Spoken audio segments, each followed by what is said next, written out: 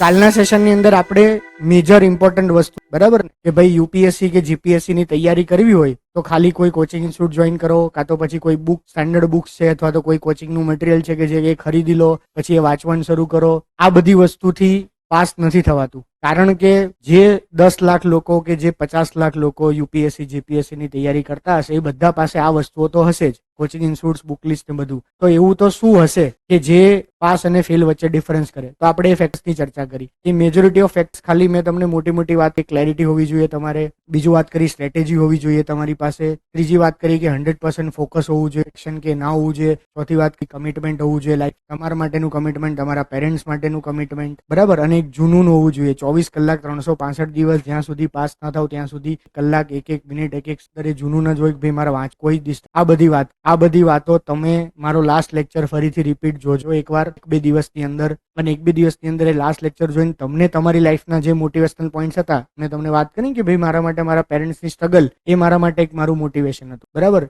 બીજું મારું પોતાનું મોટિવેશન કે ભાઈ મને પણ સામાન્ય કોમન, તબ કોઈને ના ગમે કોમન માણસ જેવી લાઈફ, સ્ટ્રગલ કોઈને ના ગમે, બરાબર. મારા પોતાના ડ્રીમ્સ હતા, એ મારા માટે એ 2-3 મોટિવેટિંગ ફેક્ટર હતા જે મેં મારી નોટબુકની અંદર મારા હાથ ઉપર કે જ્યાં હું કન્ટિન્યુઅસલી લખતો રહેતો, કન્ટિન્યુઅસલી મારા જાતને રિમાઇન્ડ કરતો રહેતો. કાલના સેશનનું આખી જે હું તમને કન્ક્લુઝન કરીને આપું તો એ કન્ક્લુઝન છે કે તમે તમારા પેઇન પોઈન્ટ્સ, તમારા મોટિવેશનલ પોઈન્ટ્સ એ તમારે યાદ રાખવાના છે, તમારી જાતને યાદ કરાવવાના છે, સતત રિમાઇન્ડ કરાવવાના છે. ચિરાગ બોરણિયાનું મોટિવેશન ખાલી 1 દિવસ પૂરતું હોય, 2 દિવસ પૂરતું હોય, કે બીજા કોઈ પણનું મોટિવેશન 4 દિવસ કે અઠવાડિયા પૂરતું હોય. જ્યાં સુધી સેલ્ફ મોટિવેટેડ નહીં હો ત્યાં સુધી યુપીએસસી જીપીએસસી ક્લિયર ના થાય. કારણ કે યુપીએસસી જીપીએસસી એ સ્પ્રિન્ટ નથી કે એક એડ્રેનાલિનનો હાઈ ડોઝ આવી ગયો ને તમે દોડી ગયા ને જીતી ગયા. એ મેરેથોન છે, સતત દોડવાની હોય. મોમેન્ટ્સ આવે, લો મોમેન્ટ્સ આવે, હાઈ લો બધી જ મોમેન્ટ્સ આવશે. એટલા માટે કાલના સેશનને રિવાઇઝ કરજો, પેજની અંદર કે તમારા હાથની અંદર ગમે ત્યાં લખી. ક્લિયર? સેકન્ડ પોઈન્ટ, કાલના લેક્ચરની અંદરનું મારું બીજું કન્ક્લુઝન એવું હતું કે તમે તમારા 100% આપો. ઇક્વલી મારા તરફથી, મારા સૌથી પૂર્ણ ગાઈડન્સની ટીમ તરફથી પણ તમને 100% મળશે. XYZ વસ્તુઓની અંદર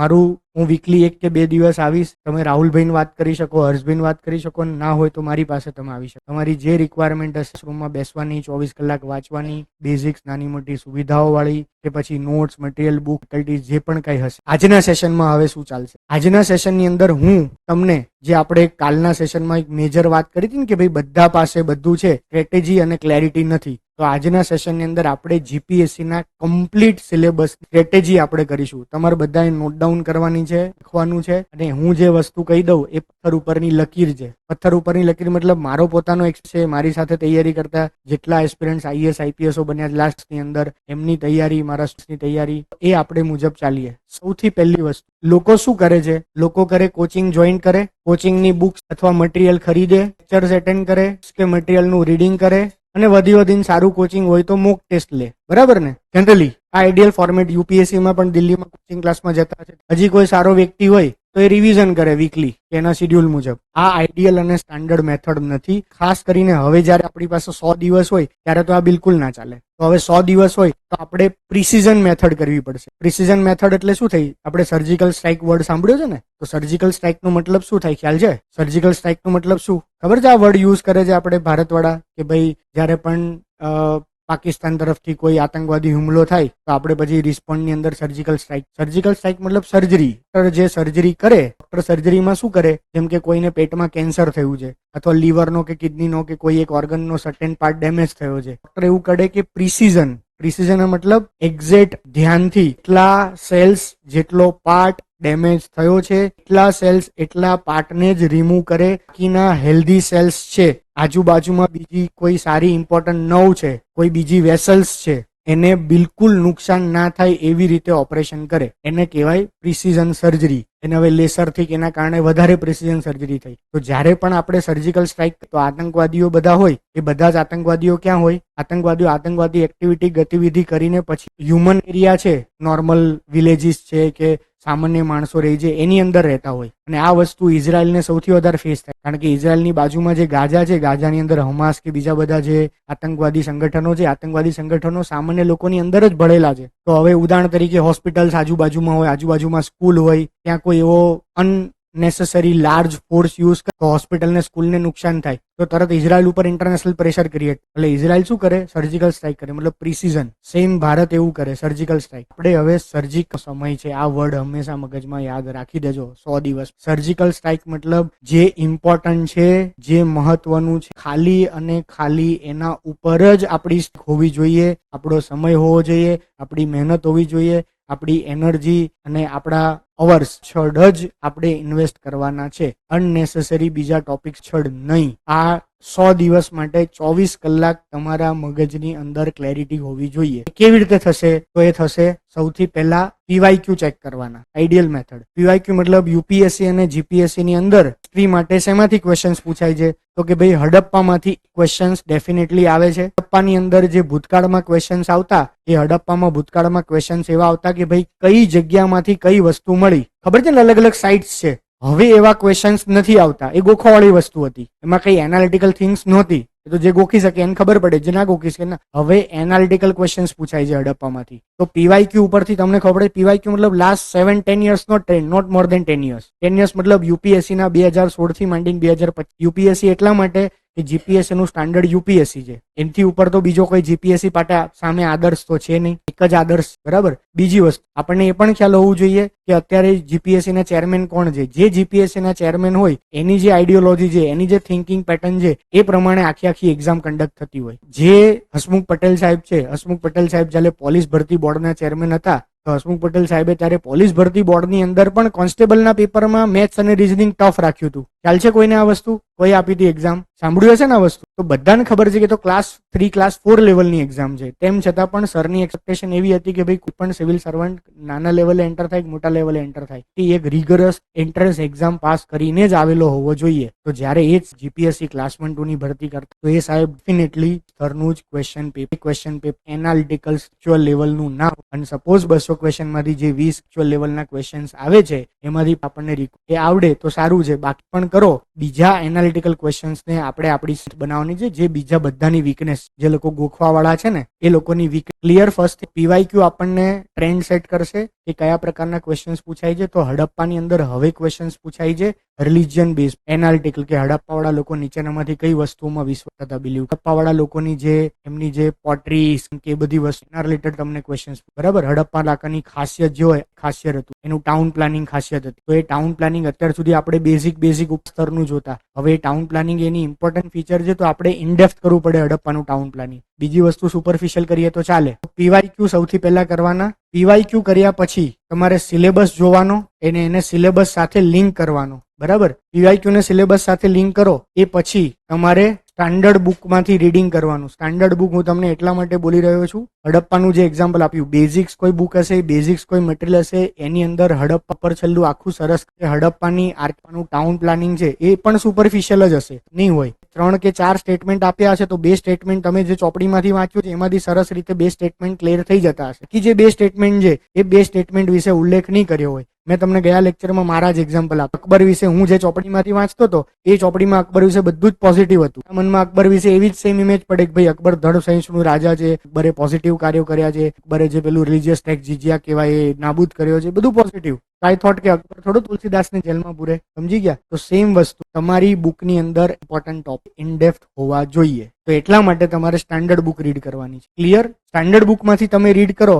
બરાબર છે. એ પછી તમારે એની હવે આ ઇમ્પોર્ટન્ટ ફીચર થયું. આપ્યા પછી તમારે એનાલિસિસ કરવાનું છે, અને હવે તમારે સેકન્ડ રીડિંગ કરવાનું છે, જેને તમે રિવિઝન પણ કહી શકો. આ આઈડિયલ તમારી પેટર્ન હોવી જોઈએ. Each and every lecture, each and every પહેલા શરૂ કરતા પહેલા ક્યુ સિલેબસ, આ 2 વસ્તુ મસ્ત. તો જ તમને ખબર પડે કે હું જે વાંચવા જઈ રહ્યો છું એમાંથી કયા પ્રકારના સવાલો પૂછાય છે. તો જ તમને ખબર પડે કે તમને જાતે જ અંદરથી અવાજ આવે કે આ ટોપિક વાંચવાનો છે, આ નથી વાંચવાનો. બહુ જ સાદી ભાષા. મારે આ વસ્તુ તમને શીખવાડવી જ. આ વસ્તુ તમે કરી જ રહ્યા. ની એક્ઝામ છેલ્લા વર્ષ કોઈ માણસ કોલેજમાં પગ નહીં મૂકતો હોય તમારામાંથી, હું પણ નહીં મૂકતો. બરાબર ને? સિમ્પલ છે. કોલેજના આગલા 15 દિવસ કે 1 મહિના તમે શું કરો છો? છેલ્લા વર્ષ જેટલા પ્રશ્નપત્રો અવેલેબલ છે કરો છો, એના જ સવાલ કરો છો. અને આવે છે કયા? તમે આખો સિલેબસ પકડીને આખો સિલેબસ વાંચો છો, 500 પેજ વાંચો છો. આ લોજિક બધે જ લાગુ પડે છે. કંઈ જ મેં નવી વાત તમને નથી કરી. આ એક્ઝામ્સ હોય, JEE ની એક્ઝામ હોય કે પછી કેટની એક્ઝામ હોય કે વર્લ્ડની મોટી એક્ઝામ હોય, બરાબર છે, એ દરેક એક્ઝામમાં મેં તમને 80-20 રૂલ કીધો છે, એ જ 80-20 રૂલ જ હોય. કોઈ પણ પેપર સેટર નવો હોય, પેપર સેટરને ખબર જ હોય કે ભાઈ હું પોલિટીનું પ્રશ્નપત્ર કાઢું છું તો હું ક્યારે કોર્નર ટોપિક પૂછી જ ના શકું. કોર્નર ટોપિક 50માંથી 5 હાર્ડલી પૂછે, 7 પૂછે, બાકીના આર્ટિકલ 14, આર્ટિકલ 19, આર્ટિકલ 21, આર્ટિકલ 32 પૂછવો જ પડે.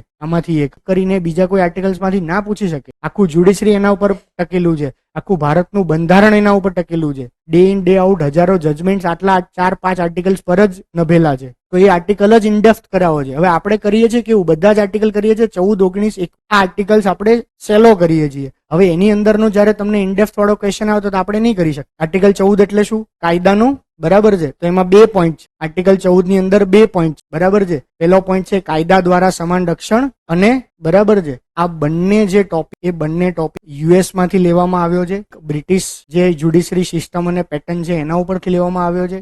બંનેના તમને વાઇડર મિનિંગ ખ્યાલ હોવા જોઈએ, બંનેના તમને ઇનડેપ્થ મિનિંગ ખ્યાલ હોવા જોઈએ. હજી આગળ કહું, યુપીએસસી ની અંદર પ્રિએમ્બલ ની અંદર કોઈ પણ વર્ડ લખ્યો હોય, જેમ કે એક વર્ડ જસ્ટ લખ્યો છે ને પ્રિએમ્બલ ની અંદર, નીચેનામાંથી કયું વાક્યથી વધારે લાગુ પડતું? 4 સ્ટેટમેન્ટ, 4 સ્ટેટમેન્ટ સાચા હોય, 100% સાચા, 4 પૂછ્યું છે શું? સૌથી વધારે લાગુ પડતું. આ મોસ્ટ કન્ફ્યુઝિંગ. અને પછી જયારે યુપીએસસી ક્યારે આઈડિયલ આન્સર નથી બહાર પાડતું ને, હવે બહાર પાડવાનું શરૂ કર્યું. એ પણ ઇન્ટરવ્યુ ને એનું રિઝલ્ટ આવી જાય એના 2-4 દિવસમાં નહોતું બહાર પાડતું. ત્યારે તો ઇવન યુપીએસસી ની એક્ઝામ પછી ડિબેટો ચાલે. કોચિંગ ઇન્સ્ટિટ્યૂટ એ કીધું હોય, બીજા બી કીધું હોય, પછી એમ જ જ્યુડિશરીના બહુ મોટા લોકો હોય, એમિનેન્ટ કે બધા, એ લોકો કે ના બી સાચું છે, એ લોકો કે ના ડી સાચું. અને આ રિયાલિટી છે. પણ યુપીએસસી આટલા કન્ફ્યુઝિંગ પૂછે કે જેની અંદર તમને એક્ઝેક્ટ મિનિંગ પૂછવામાં આવે. આપણે આની જ તૈયારી રાખવાની છે. આપણે એવી તૈયારી નથી કરવાની કે શેડ્યુલ 10 એટલે નીચેનામાંથી કયું. તમે સાચું અને આખું ગામે સાચું. શેડ્યુલ 10 એટલે એન્ટી ડિફેક્શન લો. સિમ્પલ વાત, કઈ નવી વસ્તુ છે જ નહીં. એ યાદ રાખવા માટે તમારે કોચિંગ ક્લાસની જરૂર ના પડે. ક્લિયર? જે ઇમ્પોર્ટન્ટ ટોપિક આપણને પીવાયક્યુ થી ખબર પડશે, એને સ્ટાન્ડર્ડ બુકમાંથી ઇનડેપ્થ રીડ કરવાના છે. આટલું ક્લિયર થયું? મોસ્ટ ઇમ્પોર્ટન્ટલી તમારી પાસે જેટલું સિલેબસ ચાલે છે અથવા તમે જેટલી વસ્તુ રીડ કરો છો, બરાબર છે. જેમ કે તમે એન્શન્ટ ઇન્ડિયા પૂરું કર્યું, એન્શન્ટ ઇન્ડિયા પૂરું કરીને પછી તમે એન્શન્ટ ઇન્ડિયાની લીધી, ટેસ્ટમાં વધારે માર્ક્સ આયા કે ઓછા માર્ક્સ 0% મેટર કરે છે. એકચ્યુઅલી કોચિંગ ક્લાસની અંદર બધા લોકો કે મારે વધારે આયા, અને ક્લાસ 3 વાળા કોચિંગ ની અંદર પાછું એવું ચાલતું હોય કે ભાઈ લેક્ચર પૂરો થાય એટલે આ 20 આજ વાંચી લેવાનું છે. એ જ 20 પેજ માંથી પાછી કાલ ટેસ્ટ, એટલે ઓલાને 20 માંથી 20 માર્ક્સ આવે, એટલે ઓલો રાજીનો રેડ થઈ જાય. અને કોન્સ્ટેબલ ની એક્ઝામમાં કશું જ ના આવડે, સીસી ની એક્ઝામમાં કશું જ ના આવડે. એટલે કઈ ખુશ કરવા વાળી સિસ્ટમ નથી. એટલે સેમ આપણા ક્લાસની અંદર પણ જે પણ ટેસ્ટ હશે એ ટેસ્ટ કઈ તમને ખુશ કરવા માટે નથી. એવું નથી કે ભોરણિયા સાહેબે કે એક્સ સાહેબે ભણાયું એમાંથી ટેસ્ટ કાઢવાની તમને મજા આવે, એવું કશું જ. રિયલ ટેસ્ટ કે આપણે ભણાઈએ છીએ એમાંથી આવવાની છે નહીં. રિયલ ટેસ્ટ તો આપણા સિલેબસમાંથી આવવાની છે, પીવાયક્યુ ના પેટર્નના બેઝ પર આવવાની છે, ઇમ્પોર્ટન્ટ ટોપિક કયા છે એના બેઝ પર આવવાની છે. રિયલ ટેસ્ટ આવવાની છે બેલેન્સ કરેલી, અડધા ક્વેશ્ચન એનાલિટિકલ હશે, 2-4 ક્વેશ્ચન સીધા સ્ટેટમેન્ટ વાળા હશે, 2-4 એક્ચ્યુઅલ કે સ્ટેટિક માંથી હશે, 2-4 ક્વેશ્ચન પોલિટીના અલાઇન હશે. આવી ટેસ્ટ આવવાની છે. કમ્પ્લીટ ની અંદરથી તમે કેટલું આવડે છે કેટલું નથી આવડતું એ મહત્વનું છે. અહીંયા ટેસ્ટ બધી જ આપવાની છે. 0 માર્ક્સ આવે તોય વાંધો નથી, માઇનસમાં માર્ક્સ આવે તોય વાંધો નથી, 50 માંથી 50 આવે એનો એવો મતલબ નથી કે એનો પહેલો રેન્ક. મતલબ એવો છે પૂરી કર્યા પછી તમારે એનાલિસિસ કરવાનું છે. મેં તમને મારું એનાલિસિસ સમજાવ્યું કે ભાઈ મને ખબર પડી કે મારે હિસ્ટ્રીમાં અંદાજો નથી મારો, તો મેં પહેલા એટેમ્પ્ટ પછી મારો બીજો અને ત્રીજો એમાં મેં હિસ્ટ્રીના અંદાજો મારવાનું બંધ કરી દીધું. એના પછી મને એટલો ખ્યાલ આવ્યો કે ભાઈ પોલિટી મારું એટલું સ્ટ્રોંગ છે, અન્ડરસ્ટેન્ડિંગ કે કન્સેપ્ટ. પોલિટીમાં 2 સ્ટેટમેન્ટ ખબર હોય, બીજા 2 સ્ટેટમેન્ટ મને ના ખબર હોય, હું અઝમ્પશન કરું કે ના જસ્ટિસનો મિનિંગ આ સાચો હશે હો, અને એમાં મારા અંદાજે સાચા પડતા હતા, બરાબર. એવી રીતે ઈચ એન્ડ એવરી પછી તમારે તમારી એનાલિસિસ કરવાનું છે. એને નોટ્સ કહેવાય. આ નોટ્સ બનાવવાની છે. જે અન્ડરસ્ટેન્ડિંગ તમારી ક્લિયર થાય એની નોટ્સ બનાવ. હવે એ તમારા હાથ. પીવાય સિલેબસ આ અમે આપીશું, આ મારું કામ છે. હું તમને પીવાયક્યુ બતાવીશ, સિલેબસ સાથે અલાઈન. હું તમને કહીશ આટલા ટોપિક હાઈ ઇમ્પોર્ટન્ટ, આટલા ટોપિક લેસ ઇમ્પોર્ટન્ટ. હું તમને આપીશ ટેસ્ટનું, કારણ કે ટેસ્ટનું એનાલિસિસ સબ્જેક્ટિવ છે, વ્યક્તિ પૂરતું છે ને, વ્યક્તિની સ્ટ્રેન્થ વીકનેસ નું એનાલિસિસ કરવાનું છે. ઈચ એન્ડ એવરી તમારી એક નોટબુકની અંદર નું એનાલિસિસ તમારે લખવાનું છે. ક્લિયર? એ પછી તમારે તમારું સેકન્ડ રિવિઝન કરવાનું છે. આ સેકન્ડ રિવિઝન હશે એક્ઝેક્ટલી જે પ્રમાણે સવાલ પૂછાય છે, મોટી તમારી ખબર પડી એ મુજબ હશે. અને એ મુજબ મેં તમને ફર્સ્ટ પોઈન્ટ કીધો હતો, વ્યક્તિનું મેથ સ્ટ્રોંગ હોય તો એમાંથી 10 માર્ક્સ વધારે કવર કરે, તો એની સામે એને કલ્ચર વાઇડ સબ્જેક્ટ છે તો 2 ટોપિક છોડી પણ દે તો ચાલે. તો છેલ્લે તમારે એ રીતે તમારી સ્ટ્રેટેજી બનાવવાની છે. સ્ટ્રેન્થ આ છે. મેં કાલ તમને બીજું એક એક્ઝામ્પલ આપ્યું ને કે આરોહી પટેલ મારા ફ્રેન્ડ હતા, એટમની અંદર જ એમણે એક્ઝામ ક્લિયર, બરાબર છે. યુપીએસસી બીકોમ કર્યું હતું, લગભગ 21-22 વર્ષના હશે. આખા ઇન્ડિયાની અંદર એવી વાત છે કે આ યંગેસ્ટ એ મેડમનું પોતાનું કે પબ્લિસિટી કે એવું એણે નથી કર્યું ને બિલીવ નથી. આઈડિયલી એ યંગેસ્ટ હશે. 5 યંગેસ્ટ ઇતિહાસના હશે ને તેમાં એ યંગેસ્ટ. ઇતિહાસ એક્ઝેક્ટલી 93 બોર્ન છે અને 14 એનું રિઝલ્ટ આવી. શાર્પ 1 કે 1.5 14, 15, 4 કે 3 એટેમ્પ આપે ને બધામાં ક્લિયર કરતા. કેવી રીતે પ્રિલિમ્સ ક્લિયર કરતા? કારણ કે એનું યુનિક એક્ઝામ્પલ મેં જોયું, મેં મારા બીજા ફ્રેન્ડે નથી. 100 ક્વેશ્ચન્સ હોય ને એમાંથી 57, 61 એટલા જ ટીક કરીને આવે. જેને યુપીએસસી આપી છે, જે યુપીએસસી સમજે છે ને ખબર હોય કે આવું લગભગ કોઈ ના કરી, લગભગ કરીને આવે 54 ના 2 marks, 108 marks, cut off almost એવું જ રહેતું. 98, 104, 105, 100 આવું જ રહેતું. પણ એને એટલી શ્યોરિટી હોય કે મારા જેમાં પણ 50% ડાઉટ હોય ને એ બી નાખ. આ બધી જે હું તમને આ પોઈન્ટ કહું છું એનાલિસિસ, એ તમને ખ્યાલ હોવો જોઈએ. આરોહી બેનને ખબર હતી ને કે ભાઈ મારી સ્ટ્રેન્થ વીકનેસ શું છે. એને ડિસાઇડ કે મારે અંદાજો નથી મારવા, મને જે 100% આવડે છે એ જ હું tick. Clear? Second most important topic અને સિલેબસ. બરાબર છે. હવે આપણે જે સબ્જેક્ટ છે એનું આપણે importance wise plus or minus ઉપર નીચે હોઈ શકે, પણ આપણે એ શેડ્યુલ મુજબ ને એ એનાલિસિસ મુજબ જવાનું છે. હાઈ સ્કોરિંગ અને મોસ્ટ ઇમ્પોર્ટન્ટ સબ્જેક્ટ આપણે કન્સિડર કરીએ તો એ છે પોલિટી. 2 વીક ઓર મેક્સિમમ આપણો ટાર્ગેટ એવો હશે કે આપણું પોલિટી પૂરું થઈ જાય. આમાંથી ઓલમોસ્ટ નું પોલિટી પૂરું થઈ ગયું છે ને બધાનું. કેટલાનું બાકી છે? ખાલી 4, 5, 6 જણાનું જ બાકી. જેનું પણ પોલિટી પૂરું થઈ ગયું છે એમને પણ બેસવાનું છે. આપણે કમ્પ્લીટ ફેકલ્ટીઝ ચેન્જ કરીએ છીએ 0 to 0 કમ્પ્લીટ ફેકલ્ટીઝ. બરાબર છે. જે લોકો પોલિટી એક્સ સાહેબ જોડે ભણી ચુક્યા છે, લેક્ચર તો છે જ, તમે ભણી ચુક્યા છો, તમારી પાસે એક્સ ના હોય તો કેજો, તમને સેમ મળી જશે. બરાબર ને? હવે જે બીજા સાહેબ પોલિટી લેશે એ બીજા સાહેબ પોલિટી મેં તમને કીધું એ પ્રમાણે કે મારે એમ જોડે સતત ડિસ્કશન ચાલે છે. હું જ એમને આખું પેજની નોટ્સ એમને આપી દેવાનો છું અને અથવા અમે સાથે બેસીને અમે ડિસ્કશન કરવાના છીએ કે પોલિટીનો સિલેબસનો પોઈન્ટ નંબર 1 આ છે. એ પોઈન્ટ નંબર 1 માંથી આટલા સબ પોઈન્ટમાંથી આટલા પોઈન્ટ ઇમ્પોર્ટન્ટ છે અને આટલા પોઈન્ટ લેસ ઇમ્પોર્ટન્ટ છે. લેસ ઇમ્પોર્ટન્ટ જે ફાસ્ટ ચાલશે, સેલ્ફ રીડિંગ આપશે કાં તો બર્ડ આઈ વ્યૂ કરશે. અને મોસ્ટ ઇમ્પોર્ટન્ટ પોઈન્ટ છે એ ઇનડેપ્થ પોલિટી, એટલે જે લોકોએ ભણી પણ ચૂક્યા છે એનું પણ રિવિઝન થવાનું છે. અને જે નથી પણ ભણી ચૂક્યા અને અથવા તો જે કોલેજના પહેલા, બીજા, ત્રીજા વર્ષમાં છે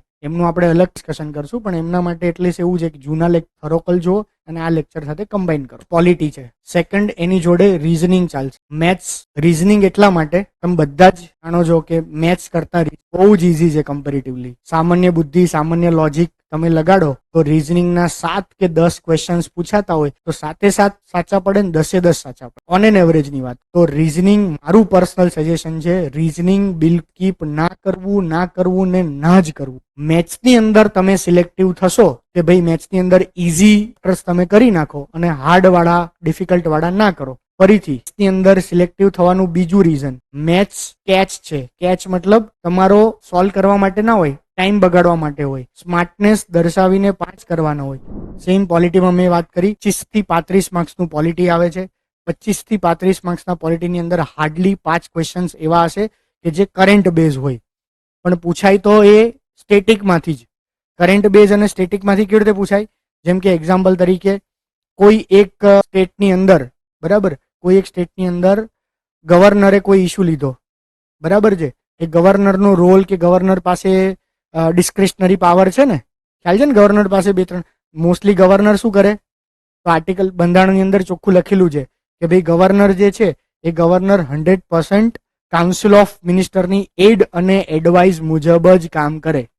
સર્કમસ્ટાન્સીસની અંદર ગવર્નર પાસે ડિસ્ક્રિશનરી પાવર હોય અને એનો કંઈક દુરુપયોગ કર્યો અથવા તો પોલિટિકલ કારણથી ઉપયોગ કર્યો અને લાસ્ટ 2-3-4 મહિનાની અંદર બહુ ન્યૂઝમાં હોય તો એ આર્ટિકલ ગવર્નરના ડિસ્ક્રિશન પાવર 100% પૂછાય.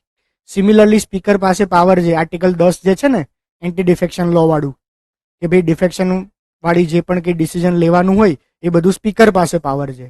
બરાબર ને? તો સેમ એવી કોઈ ઘટનાઓ બની હોય અથવા કોઈ નવો કાયદો આવ્યો છે, નવો એક્ટ આવ્યો છે, સરકારે કોઈ નવી યોજના લોન્ચ કરવાનો પ્લાન કર્યો છે, બરાબર છે. તો આ બધું જે પણ કંઈ પોલિટીને ટચ કરતું જેટલું કરંટ હોય એના બેઝ ઉપરથી 5 થી 7 ક્વેશ્ચન્સ આવે. એ પણ આવે સ્ટેટિક બેઝ જ. એટલે આપણે એને જેટલી પણ કરંટ ઘટનાઓ છેલ્લા 6 મહિના, 1 વર્ષમાં બની છે અને આવનારા 3 મહિનામાં બને એ તો મોસ્ટ ઇમ્પોર્ટન્ટ થઈ ગઈ. એ બધી જ ઘટનાઓ આપણે સ્ટેટિક સાથે લિંક કરીને આપણે એ મુજબ આપણે પ્રિપરેશન કરીશું. બરાબર છે? આ ફર્સ્ટ પોઈન્ટ. પોલિટીની અંદર એટલીસ્ટ તમારો બધાનો ટાર્ગેટ એવો હોવો જોઈએ, ઇન એની કેસ 20 માર્ક્સ તો આવવા જોઈએ ને આવવા જ જોઈએ. 20 માર્ક્સ. અને એ બહુ ઇઝી વસ્તુ છે. તમે સિલેક્ટિવલી ઇનડેપ્થ પોલિટીને પ્રિપરેશન કરો તો પોલિટીના 20 માર્ક્સ તમારે આવી જ જાય. Maths reasoning complete 100%. અને મેથ્સ જેનું મેથ્સ સારું છે એ મેથ્સને સ્ટ્રેન્થ બનાવે અને 25 કે 30 માંથી તો એટલીસ્ટ 2-5 માર્ક્સ ઘટે, બાકી પૂરા માર્ક્સ આવે. જેમ કે મારું એક્ઝામ્પલ, મેં જ્યારે પહેલી યુપીએસસીનો એટેમ્પ્ટ આપ્યો 2014માં, ત્યારે પ્રિલિમ્સ એક્ઝામની અંદર GS1 GS2 મતલબ સીસેટનું પેપર હતું, એને GS2 ના કહેવાય, GS1 જનરલ સ્ટડીઝ અને બીજું સીસેટના માર્ક્સ ફાઇનલ મેરિટમાં ગણાતા હતા. એન પછીના વર્ષે સીસેટના માર્ક્સ ફાઇનલ મેરિટમાં કાઢી નાખ્યા, બરાબર છે. એ વર્ષે જે સીસેટ વાળું પેપર હતું એ 200 માર્ક્સનું હોય. એ 200 માર્ક્સના પેપરની અંદરથી ટોટલ આખું મેથ્સ અને રિઝનિંગ હોય મેજોરિટી બધું, અને ખાલી થોડું ઇંગ્લિશની વોકેબ્યુલરી ને એ બધી વસ્તુ એની અંદર હતી. એ 200માંથી મારા 185 માર્ક્સ હતા, કારણ કે મારું સ્કૂલ ટાઈમથી મેથ્સ સારું હતું. તેનો એક પીરિયડ એવો હતો, મેં સેમ કાલે ઇકોનોમીનું સેમ એક્ઝામ્પલ આપ્યું હતું ને એમ, કે 10મા ધોરણથી મેં બાયોલોજી એટલે બી ગ્રુપ લીધું. એ ગ્રુપવાળા એટલે મેથ્સવાળા હોય. પછી 2 વર્ષ 11-12 મેથ્સના ભણ્યું, કોલેજના 4-5 વર્ષ મેથ્સના ભણ્યું. એ પછી 1-2 વર્ષ ડેન્ટલની પ્રેક્ટિસ કરી, ત્યારે પણ મેથ્સ આઈ થોટ કે 7-8-10 વર્ષ થઈ ગયા છે. મેથ્સ તો અઘરું હોય. સીસેટ ત્યારે એવું, સીસેટનું મેથ્સ એટલે એવું સમજતા કે ભાઈ કેટની એક્ઝામમાં જે મેથ્સ આવે ને એવું મેથ્સ પૂછાય છે. એટલે મારા અમુક ફ્રેન્ડ્સ જે કેટની તૈયારી કરતા ને એ લોકોના હું કેટના ચોપડા લઈ આવ્યો. પછી RS અગ્રવાલ લઈ આવ્યો. RS અગ્રવાલ 2 બુક છે ને જાડી, એક વર્બલ નોન વર્બલ રિઝનિંગ બહુ જાડી છે, બીજી એક ક્વોન્ટિટેટિવ એપ્ટિટ્યુડ. એ મેથ્સ મેં સૌથી પહેલાં એવું થયું કે હું એક સ્ટુડન્ટને મળવા ગયો. મારો ફ્રેન્ડ જે એન્જિનિયરિંગ LD માં ભણતો હતો, કેટની તૈયારી કરતો હતો, એણે એવું કીધું કે ભાઈ અમારા જ ક્લાસમાં એક છોકરો છે, ક્લાસમાં લેક્ચર લેવા જાય કારણ કે એનું મેથ્સ બહુ સારું છે, એ ક્વોન્ટના લેક્ચર લઈ છે. મેં કીધું સારું, એને વાત હું મળવા ગયો ત્યારે આપણી પાસે વ્હીકલ કે એવું ના હોય, એટલે માંડ બસમાં જઈએ. એને યુનિવર્સિટી પાસે મને એક એરિયામાં બોલાયો, ત્યાં બોલાવીને મને બહુ રાહ જોડાઈ, પછી આવ્યો જ નહીં. બીજી વાર હું ગયો 2-4 દિવસ પછી, ફરી પાછો એ ક્યાંક ઉપર લેક્ચર લેવા જતો રહ્યો અને મને બહુ રાહ જોડાઈ. એટલે ફરી પાછું પેલું જયકાન સિક્રે જેવું થઈ ગયું એમ, કે કુછ ભી કરને કા લેકિન ઈગો હટ નહીં કરને કા. એટલે પછી મેં કીધું કંઈ નહીં, જવા દો ને, હવે એને ઉપર ક્યાં ડિપેન્ડ રહીએ, હું જાતે મેથ્સ કરી લઈશ. પછી 4 ભાઈબંધોને પૂછ્યું, કેટની બુક્સ લઈ આવ્યો, RS અગ્રવાલની બંને ચોપડી લઈ આવ્યો. બીજું, મારી પહેલેથી એવી હેબિટ છે લાઈફ, હું લક્ષ્મીકાંત પણ વાંચું તો પહેલા પેજથી માંડીને છેલ્લા પેજ સુધી કમ્પ્લીટ. પણ મેં કીધું એ પ્રમાણે અમુક ચેપ્ટર ફાસ્ટ વાંચું, બીજા ચેપ્ટર ઊંડા વાંચું. જેમ કે આર્ટિકલ 14 ને બધા છે તો જોડે DD બાસુમાંથી વાંચું. DD બાસુ બીજી એક સ્ટાન્ડર્ડ બુક છે, એમાંથી વાંચું. 14-19 આ બધા આર્ટિકલ છે. તો મેથ્સ અને રિઝનિંગની ચોપડી મેં પહેલા પેજથી છેલ્લા પેજ સુધી XYZ વાંચી લીધું. બધા જ દાખલા સોલ્વ કર્યા હશે કમ્પ્લીટ 100%. જે ડિફિકલ્ટી પડી એ હું જ જાણું છું. રીઝન કે આપણે ગુજરાતીમાં ભણ્યા હોય, લસા ગુસા ને એ બધા શબ્દો ખબર હોય, એની અંદર તો LCM ને એ બધું હજી યાદ ના આવે.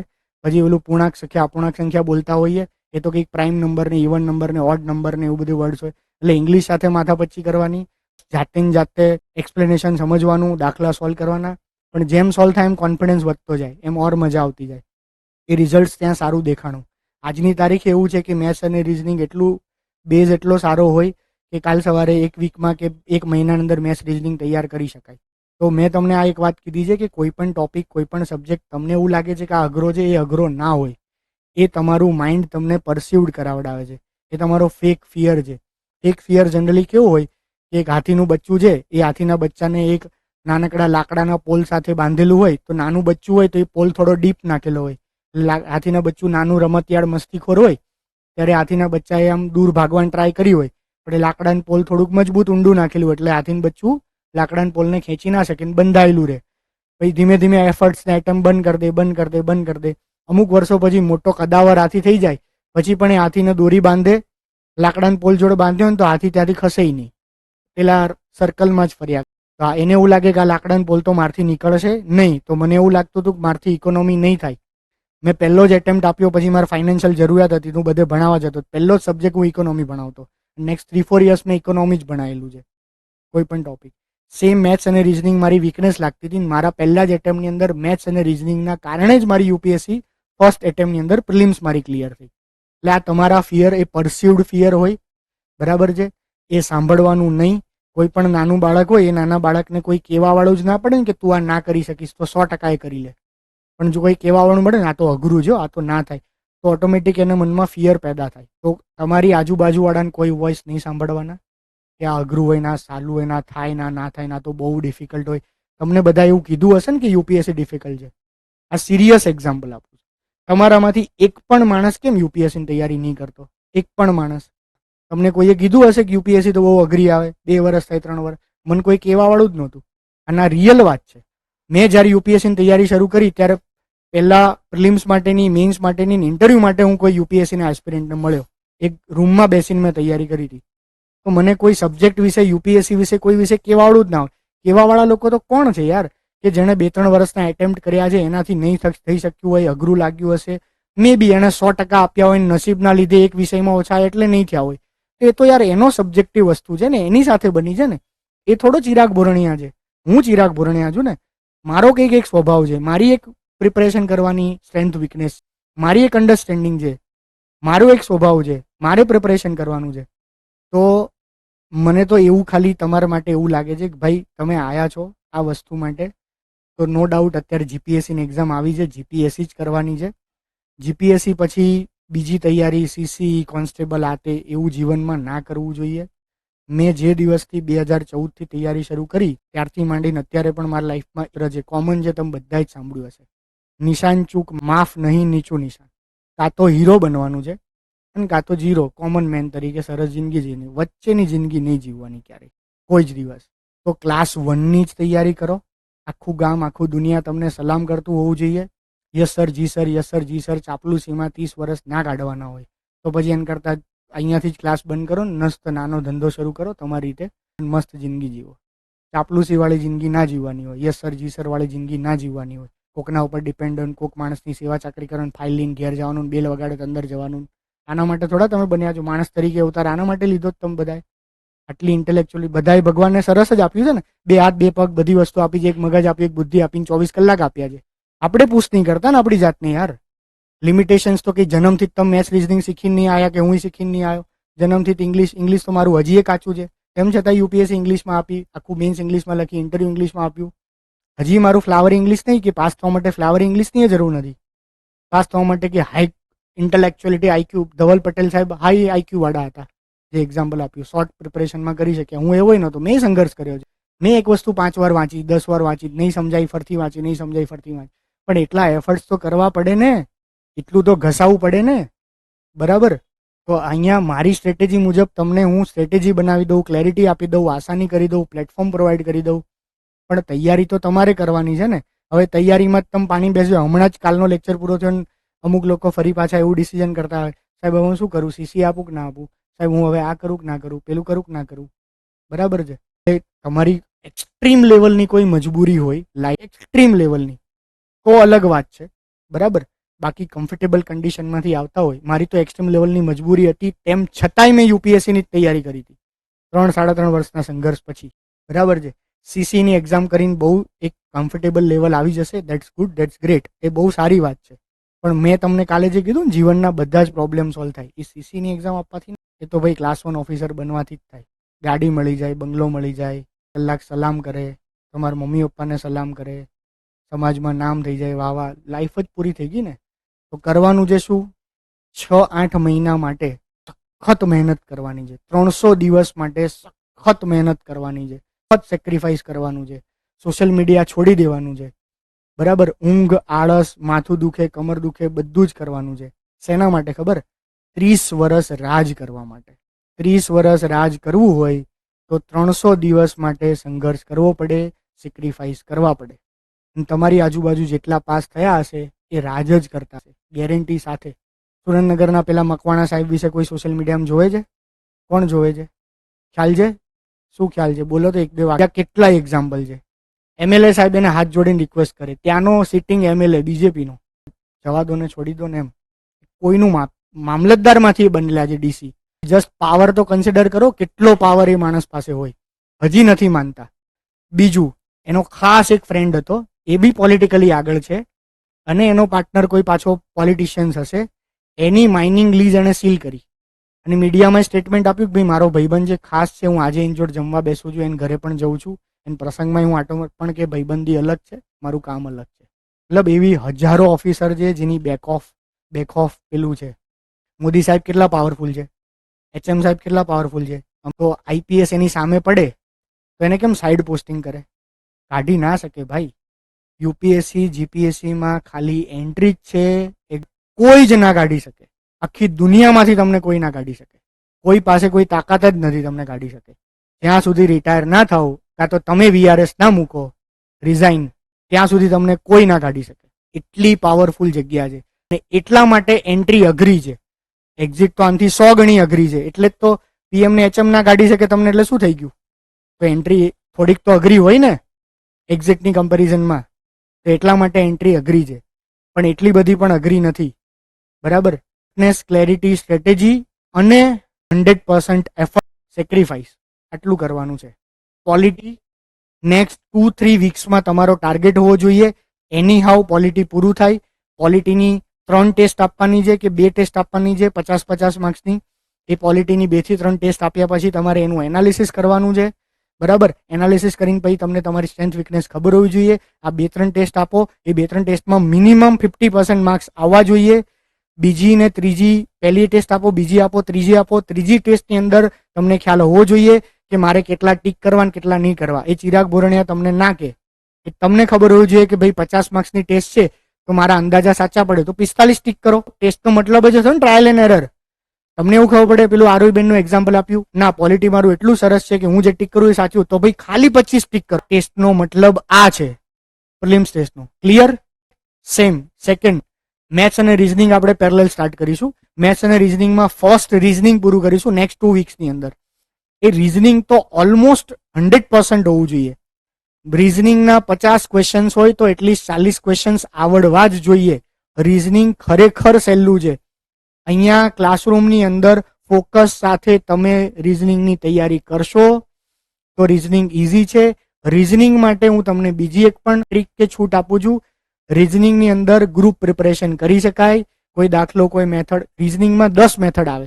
મારી સોલ્વ કરવાની મેથડ એ અલગ હોય, તમારી અલગ હોય. 5 ફેકલ્ટીઝ આવશે, 5 ફેકલ્ટીની અલગ હોય. તમારે તમારી એક મેથડ શોધી લેવાની છે સોલ્વ કરવા માટેની, અને એ મેથડ રિપીટ કરવાની છે. રીઝનિંગની અંદરથી તમને ટોટલ 10 થી 15 ક્વેશ્ચન્સ આવે. 15 જેવા આવે તો મિનિમમ 10 માર્ક્સ રીઝનિંગના કવર કરવાના છે. આની અંદર તમારા મિનિમમ 20 માર્ક્સ આવવા જોઈએ અને આની અંદર તમારા 10 માર્ક્સ આવવા જોઈએ. આટલા માર્ક્સ તમારા સિક્યોર હોવા જોઈએ આની અંદર. નેક્સ્ટ 4th સબ્જેક્ટ છે તમારો જ્યોગ્રાફી. ફિઝિકલ, ઇન્ડિયા, ગુજરાત અને એકાદ બે ટોપિક છે ઇકોનોમિકલ અને હ્યુમન જ્યોગ્રાફી. માઇનોર લેવલના ટોપિક છે. હા, કરાવી દો. હું લેક્ચરમાં જોઉં પપ્પા, પછી તમારી પાસે રાખો. જ્યોગ્રાફીની અંદર ત્રીજું જ્યોગ્રાફીનું ઇમ્પોર્ટન્સ એટલા માટે છે કે જ્યોગ્રાફીમાં મોસ્ટલી સ્ટેટિક ક્વેશ્ચન્સ આવે, પ્રિડિક્ટેબલ ક્વેશ્ચન્સ આવે.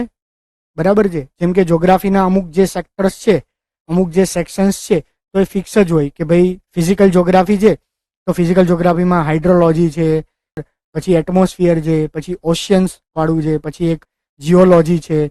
એની અંદરથી પૃથ્વીના કેટલા લેયર છે, કયા લેયરનું શું કમ્પોઝિશન છે, એટમોસ્ફિયરના કયા લેયર છે, કયા લેયરનું શું ખાસિયતો છે, શું કમ્પોઝિશન છે, એવા મોસ્ટ પ્રોબેબલ પ્રેડિક્ટેબલ સેક્શનમાંથી જ ક્વેશ્ચન્સ આવે. અને એ જ સેક્શનમાંથી ક્વેશ્ચન્સને આપણે રિવાઇઝ રિપીટ કરો તો થઈ જાય. સેકન્ડ, ફિઝિકલ હોય, ઇન્ડિયા હોય કે ગુજરાત હોય, ફરી પાછું એમાંથી ક્વેશ્ચન્સ આવે કરંટ બેઝ. હવે કરંટ બેઝ ક્વેશ્ચન્સ કેવા હોય? આપણને એવું લાગે છે કે આ અઘરો સવાલ છે અને ખરેખર અઘરો જ ક્વેશ્ચન હોય. બરાબર? એ ક્વેશ્ચન છેલ્લા 1 વર્ષથી ન્યૂઝમાં આવેલો હોય. એક એક્ઝામ્પલ આપું તમને. બરાબર છે કે નેશનલ હાઈવે 37, હું ભૂલી ગયો છું 37 છે 35, એક્ઝામ્પલ. નેશનલ હાઈવે 37 નીચેનામાંથી કયા નેશનલ પાર્કમાંથી પસાર થાય છે? તો હવે આનો મતલબ અઘરો છે. રીઝન, કેટલા નેશનલ હાઈવે છે, કેટલા નેશનલ પાર્કમાંથી પસાર થાય છે. આ તમે એક આખી કાગળ બી હોય તમે વાંચ્યું બી તો બી મિક્સ મેચ કરવાના છો. પણ એનો મતલબ એવો નથી કે આટલો ફેક્ચ્યુઅલ સવાલ પૂછ્યો છે, અઘરો સવાલ પૂછ્યો છે. સવાલ એટલા માટે પૂછ્યો છે કારણ કે નેશનલ હાઈવે 37 કાઝીરંગા નેશનલ પાર્કમાંથી પસાર થાય છે. એની ખાસિયત છે, એનું ઇમ્પોર્ટન્સ છે ને એક રીઝન છે. કાઝીરંગા નેશનલ પાર્ક એટલે આસામમાં સૌથી વધારે વન હોર્ન રાઇનો, એટલે જે એક શિંગડાવાળો ગેંડો, એક શિંગડાવાળા ગેંડાની સૌથી વધારે વસ્તી કાઝીરંગા નેશનલ પાર્કમાં છે. એ કાઝીરંગા નેશનલ પાર્ક જે છે એનો આકાર રકાબી જેવો છે. રકાબી એટલે ચારે બાજુ પર્વતો છે અને વચ્ચે જે લો લેન્ડ હોય એ. અને આ જે રકાબીનો લો લેન્ડ છે ને એ આખું ગ્રાસના મેદાનો છે લાંબા. એ ઘાસના મેદાનોમાં રહી. એ જેટલા ઘાસના મેદાનો છે ત્યાં ગેંડા રહી. હવે ચોમાસાની સિઝન હોય અને ત્યારે વરસાદ આવે, એ વરસાદવાળી સિઝનમાં આ લો લેન્ડ બધા ભરાઈ જાય. એટલે તમે જ્યારે જોતા હશો જેટલી વાર, અને ત્યાં બ્રહ્મપુત્રામાં પૂર આવે છે એ પણ તમને ખ્યાલ છે, બરાબર છે. તો બ્રહ્મપુત્રામાં જ્યારે પૂર આવે ત્યારે આખો લો લેન્ડ પાણીવાળો, આ બધા ગેંડાઓ ધીમે ધીમે હાઈલેન્ડ તરફ મૂવ કરે. પણ એ હાઈલેન્ડ તરફ મૂવ એટલું ઇઝી ના હોય, કારણ કે પૂર સડન હોય, એમની પાસે ટાઈમ ના મળે. ઘણા બધા રાઇનોની મોત થઈ જાય છે આવી રીતે. આ જે આખું રકાબી છે ને, એ રકાબીની વચ્ચેથી નેશનલ હાઈવે 37 પસાર થાય. હવે ટુરિઝમ ને બધું વધ્યું છે એટલે સુપર બિઝી રોડ છે. સુપર બિઝી રોડ છે. રાઇનો શાય એનિમલ છે, હ્યુમન પ્રેઝન્સથી દૂર ભાગે એવું. એટલે રોડ કન્ટિન્યુઅસ બિઝી છે. રોડની બીજી બાજુ હાઈલેન્ડ છે, એ બાજુ એ લોકો ઇઝીલી જઈ નથી શકતા રોડ ક્રોસ કરીને. એટલા માટે એ 37 હાઈવે બહુ ન્યૂઝમાં આવે છે. અવારનવાર હાઈવે જાહેરાત કરે છે 24 કલાક માટે બંધ, 48 કલાક માટે બંધ, અથવા ટેમ્પરરી રાત માટે બંધ કરે છે. સાંજના 7 થી સવારના 7 સુધી હાઈવે બંધ. રીઝન કે રાઇનો ચોમાસા દરમિયાન, ફ્લડ દરમિયાન મુવમેન્ટ કરીને આ બાજુ જઈ શકે. ખ્યાલ આવ્યો ને? તો આ પહેલી નજરે વાંચીએ તો અઘરો લાગે, પણ છેલ્લા 6 મહિના વર્ષમાં ન્યૂઝ જોતા હોય, અને મોટી ઘટના છે આ, બહુ બધું ન્યૂઝમાં કવર થઈ હોય, બહુ બધા ન્યૂઝપેપરમાં આર્ટિકલ્સ આવ્યા હોય આ વિશે, તો આ અઘરી વસ્તુ નથી. તો તમારે શું કરવાનું હોય, જે જગ્યા, જે લોકેશન ન્યૂઝમાં આવે એ જગ્યા કે એ લોકેશનની મેપ ખોલીને બેસી જવાનું. MH370 એક વિમાન હતું જે ઇન્ડોનેશિયા પાસે પડી ગયું હતું 5-7 વર્ષ પહેલા. હજી પણ એ વિમાન મળ્યું નથી. વર્લ્ડના ઇતિહાસની અંદર પહેલો એવો દાખલો છે કે માણસ સ્પેસમાં પહોંચી ગયો, ચંદ્ર પર પહોંચી ગયો, મંગળ પર પહોંચી ગયો. આખું પ્લેન અને 250 જેટલા ઓનબોર્ડ પેસેન્જર્સ એની સાથે એક જગ્યાએથી ઉપડ્યું અને બીજી એક જગ્યાએ જતું હતું, જેમ કે જકાર્તા કે વોટ્સઅપ, ત્યાંથી જ ઉપડ્યું અને આમ ઉપર સિંગાપોર બાજુ ક્યાંક જતું હતું. અને ફ્લાઇટ લીધું પછી થોડાક સમય પછી અનટ્રેસેબલ હતું અને ત્યાં પાણીમાં પડી ગયું. 2-4 કે 5 વર્ષ પછી એક કાટમાળ છેક ઓસ્ટ્રેલિયાના કિનારે મળ્યો, એક પોર્શન, એક પાર્ટ આઈડેન્ટિફાય થયો કે MH370. બાકી બીજું મળ્યું નથી, કોઈની ડેડ બોડી મળી, લાશી નહીં મળી, કંઈ નહીં. દરિયા ઊંડો હોય, ડેપ્થ હોય, જે બી કંઈ રીઝન્સ હજારો હશે. એ સમયે યુપીએસસી ક્વેશ્ચન્સ પૂછાણો, નીચેનામાંથી 4 સિટીઝને તમે નીચેથી ઉપરના ક્રમમાં ગોઠવો. ખ્યાલ આવે ને? ઇક્વેટરથી ધ્રુવો તરફ ગોઠવો. બધા જ સિટીઝના નામ આવા કંઈ પૂછે નહીં, પણ એ એરિયામાં ઇન્ટેન્સ શોધખોળ ચાલતી હતી છેલ્લા 6 મહિના 1 વર્ષથી, કે ભાઈ મોસ્ટ પ્રોબેબલી ક્યાં ક્યાં ગયું હશે. ટ્રમ્પ એવો કોઈ ડિસિઝન લે, જે ટ્રમ્પે ડિસિઝનમાં એવું કીધું કે ભાઈ જે પનામા કેનાલ છે ને, ખબર છે ને Panama canal, North America, South America, એની વચ્ચે એક કન્ટ્રી છે કોલંબિયા. કોલંબિયા કન્ટ્રીનો એક ભાગ હતો પનામા. યુએસએ જ 50 વર્ષ પહેલા એ પનામામાં વિદ્રોહ ઉભો કર્યો. વિદ્રોહ ઉભો કરીને, વિદ્રોહ તો હોય ને, જેમ કે પંજાબ વાળા એવું ઈચ્છે છે કે ભાઈ મારું અલગ પંજાબ બનાવો, અને ત્યાં કોઈક પંજાબની અંદર માની લો યુરેનિયમની ખાણો હોય અને વર્લ્ડને જરૂર હોય તો 100% સ્ટેટ એક્ટર્સ બહુ કામ કરે, એને એટલો સપોર્ટ કરે કે 100% પંજાબ અલગ કરી દે. વર્લ્ડ લેવલે આ લેવલની પોલિટિક્સ ચાલતું હોય છે. પણ ભારત સ્ટ્રોંગ છે, વીક સ્ટેટ બની જાય એવું બધું હોય તો આ બધું ઇઝીલી થઈ જાય. તો કોલંબિયાની અંદર એવું કરવામાં આવ્યું. કોલંબિયાની અંદર વિદ્રોહ ઉભો કર્યો અને એ જે પોર્શન જે છે ને પનામા વાળો, એ પોર્શન અલગ કરીને પનામા આખું નવું સ્ટેટ જ, મતલબ નવું દેશ જ બનાવી દીધો. એ જે પનામા કેનાલ છે અત્યારે વર્લ્ડનો ઓછો ટ્રેડ કરે છે, પણ એ સમયે વર્લ્ડનો 60-70% ટ્રેડ એ પનામા કેનાલમાંથી પસાર થતો. જસ્ટ ઇમેજિન કે ટ્રમ્પ પનામા કેનાલનો રેટ વધારે દે, કબજે કરી લે, એવું કોઈ ડિસિઝન લે. હજી ટ્રમ્પ ગ્રીનલેન્ડ લેવાની વાત કરે છે ને, આ તો સાંભળ્યું હશે ને બેઝિક્સ. તો આ ના સાંભળ્યું હોય તો તમે સારી રીતે કરંટ અફેર નહીં જોતા, મોટા ન્યૂઝ છે. તો ગ્રીનલેન્ડ લેવાની વાત, તમારામાંથી કેટલા માણસે મેપ ખોલીને ગ્રીનલેન્ડ જોયું? કોઈએ નહીં જોયું, 2-4 જણાએ. મેપ ખોલીને ગ્રીનલેન્ડ જુઓ, બરાબર. કયું વિષુવવૃત્ત, એટલે વિષુવવૃત્ત ક્યાં, લોન્જિટ્યુડ લેટિટ્યુડ હોય છે ને, કયું લોન્જિટ્યુડ કયું લેટિટ્યુડ ત્યાંથી પસાર થાય છે એ ખબર હોવી જોઈએ. ગ્રીનલેન્ડની અંદર કયા મિનરલ્સ મળે છે, કયા નથી મળતા એ ખ્યાલ હોવું જોઈએ. ગ્રીનલેન્ડ કયા દેશના આધિપત્ય નીચે છે એ ખ્યાલ હોવી જોઈએ, બરાબર છે. આ બધા જ ટોપિક્સ તમને ખ્યાલ હોવા જોઈએ, બેઝિક. ગ્રીનલેન્ડ વિશે પીએચડી રિસર્ચ નથી કરવાનું, કારણ કે આટલું મોટું ન્યૂઝમાં છે. એ ન્યૂઝ હજી ચાલુ જ છે. પાછા આ ન્યૂઝ એવડા જ નહીં ગ્રીનલેન્ડ એકવાર આવીને જતું રહ્યું. હજી 1-2 વર્ષ જ્યાં સુધી ટ્રમ્પનો કાર્યકાળ છે ત્યાં સુધી ગ્રીનલેન્ડ ન્યૂઝમાં રહેવાનું જ છે. તો જ્યોગ્રાફીનો મતલબ એવો થયો ગુજરાતમાં, ભારતમાં અને વર્લ્ડમાં જે પણ જગ્યાએ કંઈ પણ ન્યૂઝ થાય એટલે તમારી પાસે 24 કલાક તમારી જે બેગ છે ને એમાં ઓરિયન્ટ બ્લેક સ્વાન કે એની એક મેપ બુક હોવી જોઈએ. એ મેપ બુક રાખશો એટલે તમારા 25-30 માંથી 5-7 ક્વેશ્ચન 100% આવી જશે, મતલબ મેપની અંદરથી. ઇન શોર્ટ સેમ પોલિટી જેવું જ એના સ્ટેટિકમાં પણ જતું રહેવાનું. એકવાર કોઈ એરિયા કોઈ જગ્યા ન્યૂઝમાં હોય તો એના સ્ટેટિકમાં પણ જોઈ લેવાનું. તો જ્યોગ્રાફી મેપ સાથે રીડિંગ કરવું પડે. મેં તમને પેલું આઈડિયલ બુક લિસ્ટ આપ્યું છે, એમાં પણ મેપનું નામ લખ્યું હતું ને આઈડિયલ બુક લિસ્ટની અંદર, કે ભાઈ મેપ બુક સાથે રાખવાની છે અને મેપમાંથી તૈયાર કરવાની. આપણી જે પણ કંઈ જ્યોગ્રાફીની ફેકલ્ટીઝ આવશે એ જ્યોગ્રાફીની ફેકલ્ટીઝને આપણે સ્પેસિફિકલી ઇન્સ્ટ્રક્શન આપ્યા હશે કે આખું જ્યોગ્રાફી પૂરું થાય પછી સ્પેસિફિકલી 1 કે 2 લેક્ચર લાસ્ટ 6 months ઓર 1 yearની અંદર ભારતની, ગુજરાતની કે વર્લ્ડની કોઈ ઘટનાઓ મોટી બની હોય કે જે એરિયા સ્પેસિફિક હોય અને જેમાંથી જ્યોગ્રાફીને ટચ થતો સિલેબસમાંથી ક્વેશ્ચન્સ આવી શકે હોય એવા 50, 40, 60 એવા ન્યૂઝ મેપ સાથે કવર કરાવે. ક્લિયર? તો એની હાઈ પોસિબિલિટી છે. આવા ઘણા બધા એક્ઝામ્પલ્સ હું તમને આપી શકું કે હું જ્યારે યુપીએસસીની તૈયારી કરતો તો આવા અલગ અલગ જે જગ્યાએ ઘટના બની હોય એ જગ્યાએથી સવાલ પૂછાયો જ હોય.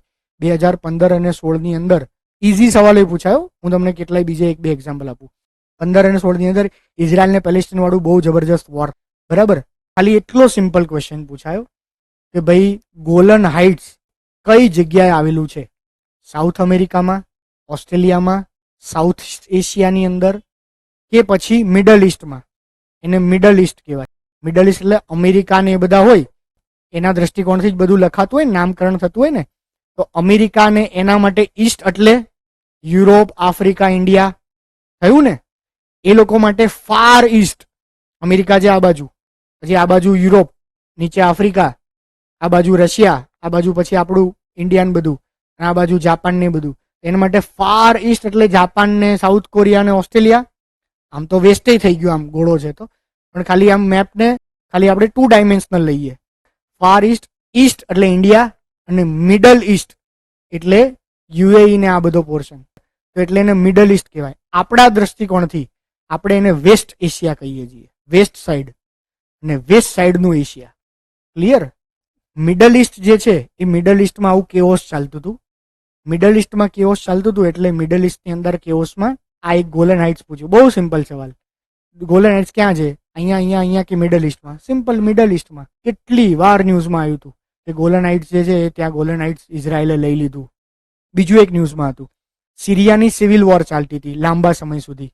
તો સિરિયાની સિવિલ વોરની અંદર સિરિયન લોકો જે છે, સિરિયામાં શિયા અને સુન્ની હોય, તો અમુક જે લોકો છે એ સિવિલ વોરના કારણે બધા ત્યાંથી યુરોપમાં જતા હતા અને ઇલીગલી. તો ત્યાંથી મેડિટેરિયન સી હોય તેમાં જાય અને મેડિટેરિયન સીમાંથી યુરોપના કન્ટ્રી બધા ટચ થાય છે ને, ઇટાલી, ગ્રીસ, ફ્રાન્સ, આ બધા કન્ટ્રીઝને ટચ થાય છે. તો ઇલીગલી ત્યાંથી બોર્ડર ક્રોસ કરે. જસ્ટ તમે ઇમેજિન કરો કે જે આમાંથી સૌરાષ્ટ્રના બોર્ડર પાસે રહેતા હશે તો ઇમેજિન કરો કે આખી સૌરાષ્ટ્રની બોર્ડર કેવડી છે. કોઈ પોસિબલ જ નહીં કે નાનકડી હોડી આજની તારીખે હજી કચ્છમાં કોઈ નાનકડા ગામડામાં આવી જાય ને તો કોઈને ખબર ના પડે કે કચ્છના નાનકડા ગામડામાં હોડી આવી ગઈ અડધી રાત્રે. આટલો લાંબો સી કોસ્ટ હોય તો એ સી કોસ્ટમાંથી ઇલીગલ એ લોકો. એ સમય એવો સવાલ પૂછાણ, નીચેનામાંથી કયા કન્ટ્રીઝની મેડિટેરિયન સીને ટચ થાય? કારણ કે આ માઇગ્રેશન વાળો મોટો ઇસ્યુ હતો, બરાબર છે. તો આપણા સિલેબસમાં સ્પેસિફિકલી આઈઆર લખેલું છે. ઇન્ટરનેશનલ રિલેશન્સ, આંતરરાષ્ટ્રીય ન્યૂઝ એ પણ વર્ડ સ્પેસિફિકલી લખેલો છે. અને જ્યોગ્રાફીની અંદર પણ આ વસ્તુ ઓવરલેપ થાય એટલે 100% આવા ક્વેશ્ચન્સ હું તો કહું છું 5 નહીં 10 જેવા પણ પૂછાઈ શકે. Not only map base, IR base cum map base, અથવા તો છેલ્લા 1 વર્ષની અંદર આઈઆર ની કોઈ ઘટનાઓ બની હોય એના બેઝ. જેમ કે ગ્રીનલેન્ડમાં લોન્જિટ્યુડ લેટિટ્યુડ પસાર થાય તો એ જ્યોગ્રાફીનો સવાલ થઈ ગયો. ઇન જનરલ ગ્રીનલેન્ડનો સવાલ પૂછે તો એ કરંટ અફેર બેઝ ક્વેશ્ચન થઈ ગયો. પણ આપણે તો બધા આસ્પેક્ટ જોઈ લેવાના છે ને ગ્રીનલેન્ડના. ક્લિયર? તો જ્યોગ્રાફીની અંદર બેઝિક્સ તો કરવાનું છે, બેઝિક્સ સાથે એનો કરંટ ટચ આપવાનો છે મેપ બુકને સાથે રાખીને. તો જ્યોગ્રાફી ઓલવેઝ મેપ બુકની સાથે થાય. ઇકોનોમી ખાલી બેઝિક્સ ઇકોનોમી કરો ને તો પણ તમારા 10 માર્ક્સ 100% કવર થાય. ઇકોનોમી બહુ જ અઘરો સબ્જેક્ટ છે, બરાબર. સ્પેસિફિક એક પેલું છે, એક આખું અલગ ડિસિપ્લિન એમ. ઇકોનોમીની અંદરથી પણ ઇવન યુપીએસસીમાં આજની તારીખે 23, 24, 25માં પણ ઇકોનોમીમાંથી બેઝિક્સ ક્વેશ્ચન પૂછાય. સાવ બેઝિક્સ ક્વેશ્ચન, બરાબર છે. બેઝ ઇરોઝન અને પ્રોફિટ શેરિંગ એટલે શું? આટલું સિમ્પલ. કોઈ ટર્મ ન્યૂઝમાં હોય ને એ ટર્મનો સાવ સાદો મિનિંગ પૂછાય કે જે બહુ વધારે પડતું ન્યૂઝમાં હોય, બરાબર છે.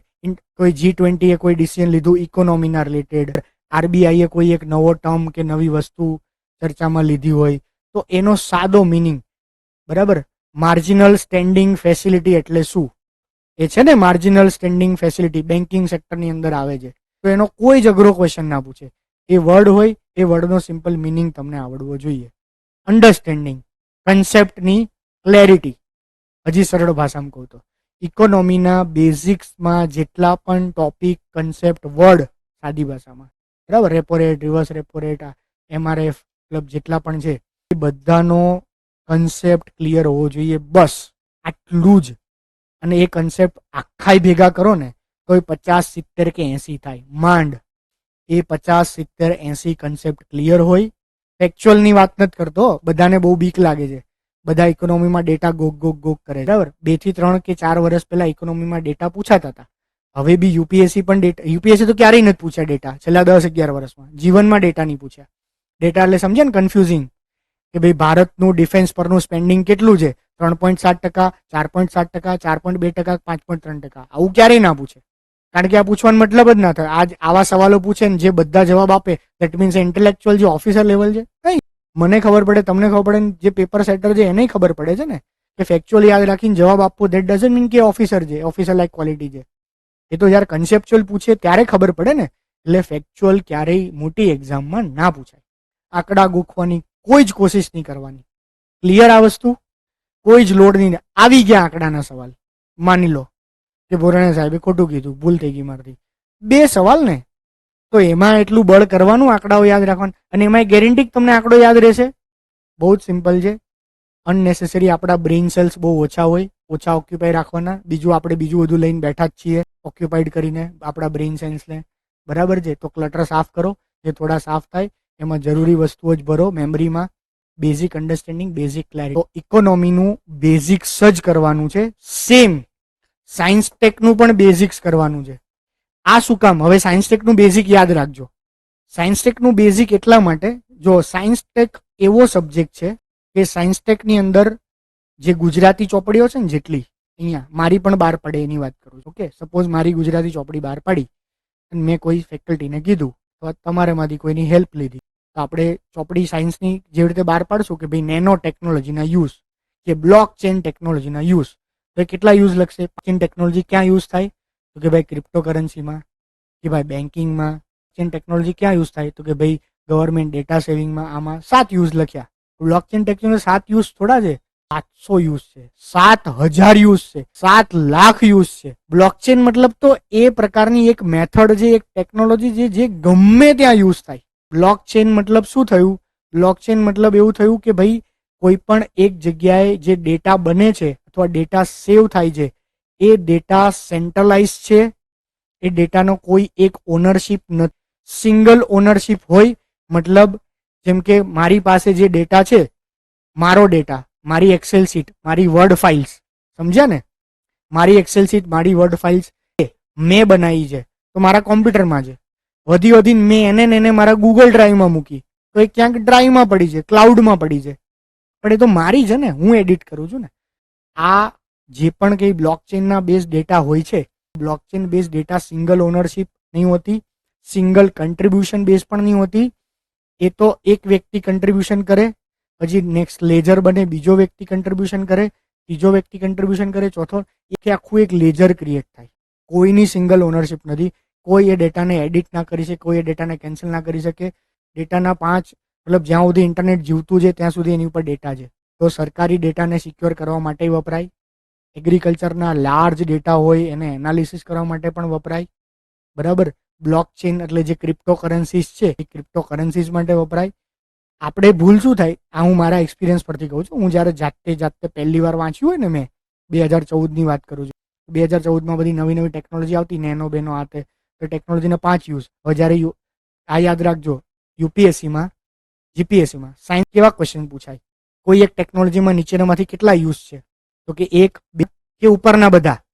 ના ખબર પડે ને તો ઉપરના બધા હંમેશા 110%. એક્સેપ્ટ સાવ હંબક લખ્યું હોય પણ એવું બને નહીં. સાવ હંબક યુઝ હોય, 100% ખોટો યુઝ હોય, બરાબર, એવું હોય ને તો ટેકનોલોજીની કોઈ લિમિટ નથી, કોઈ ટેકનોલોજીની કોઈ લિમિટ નથી.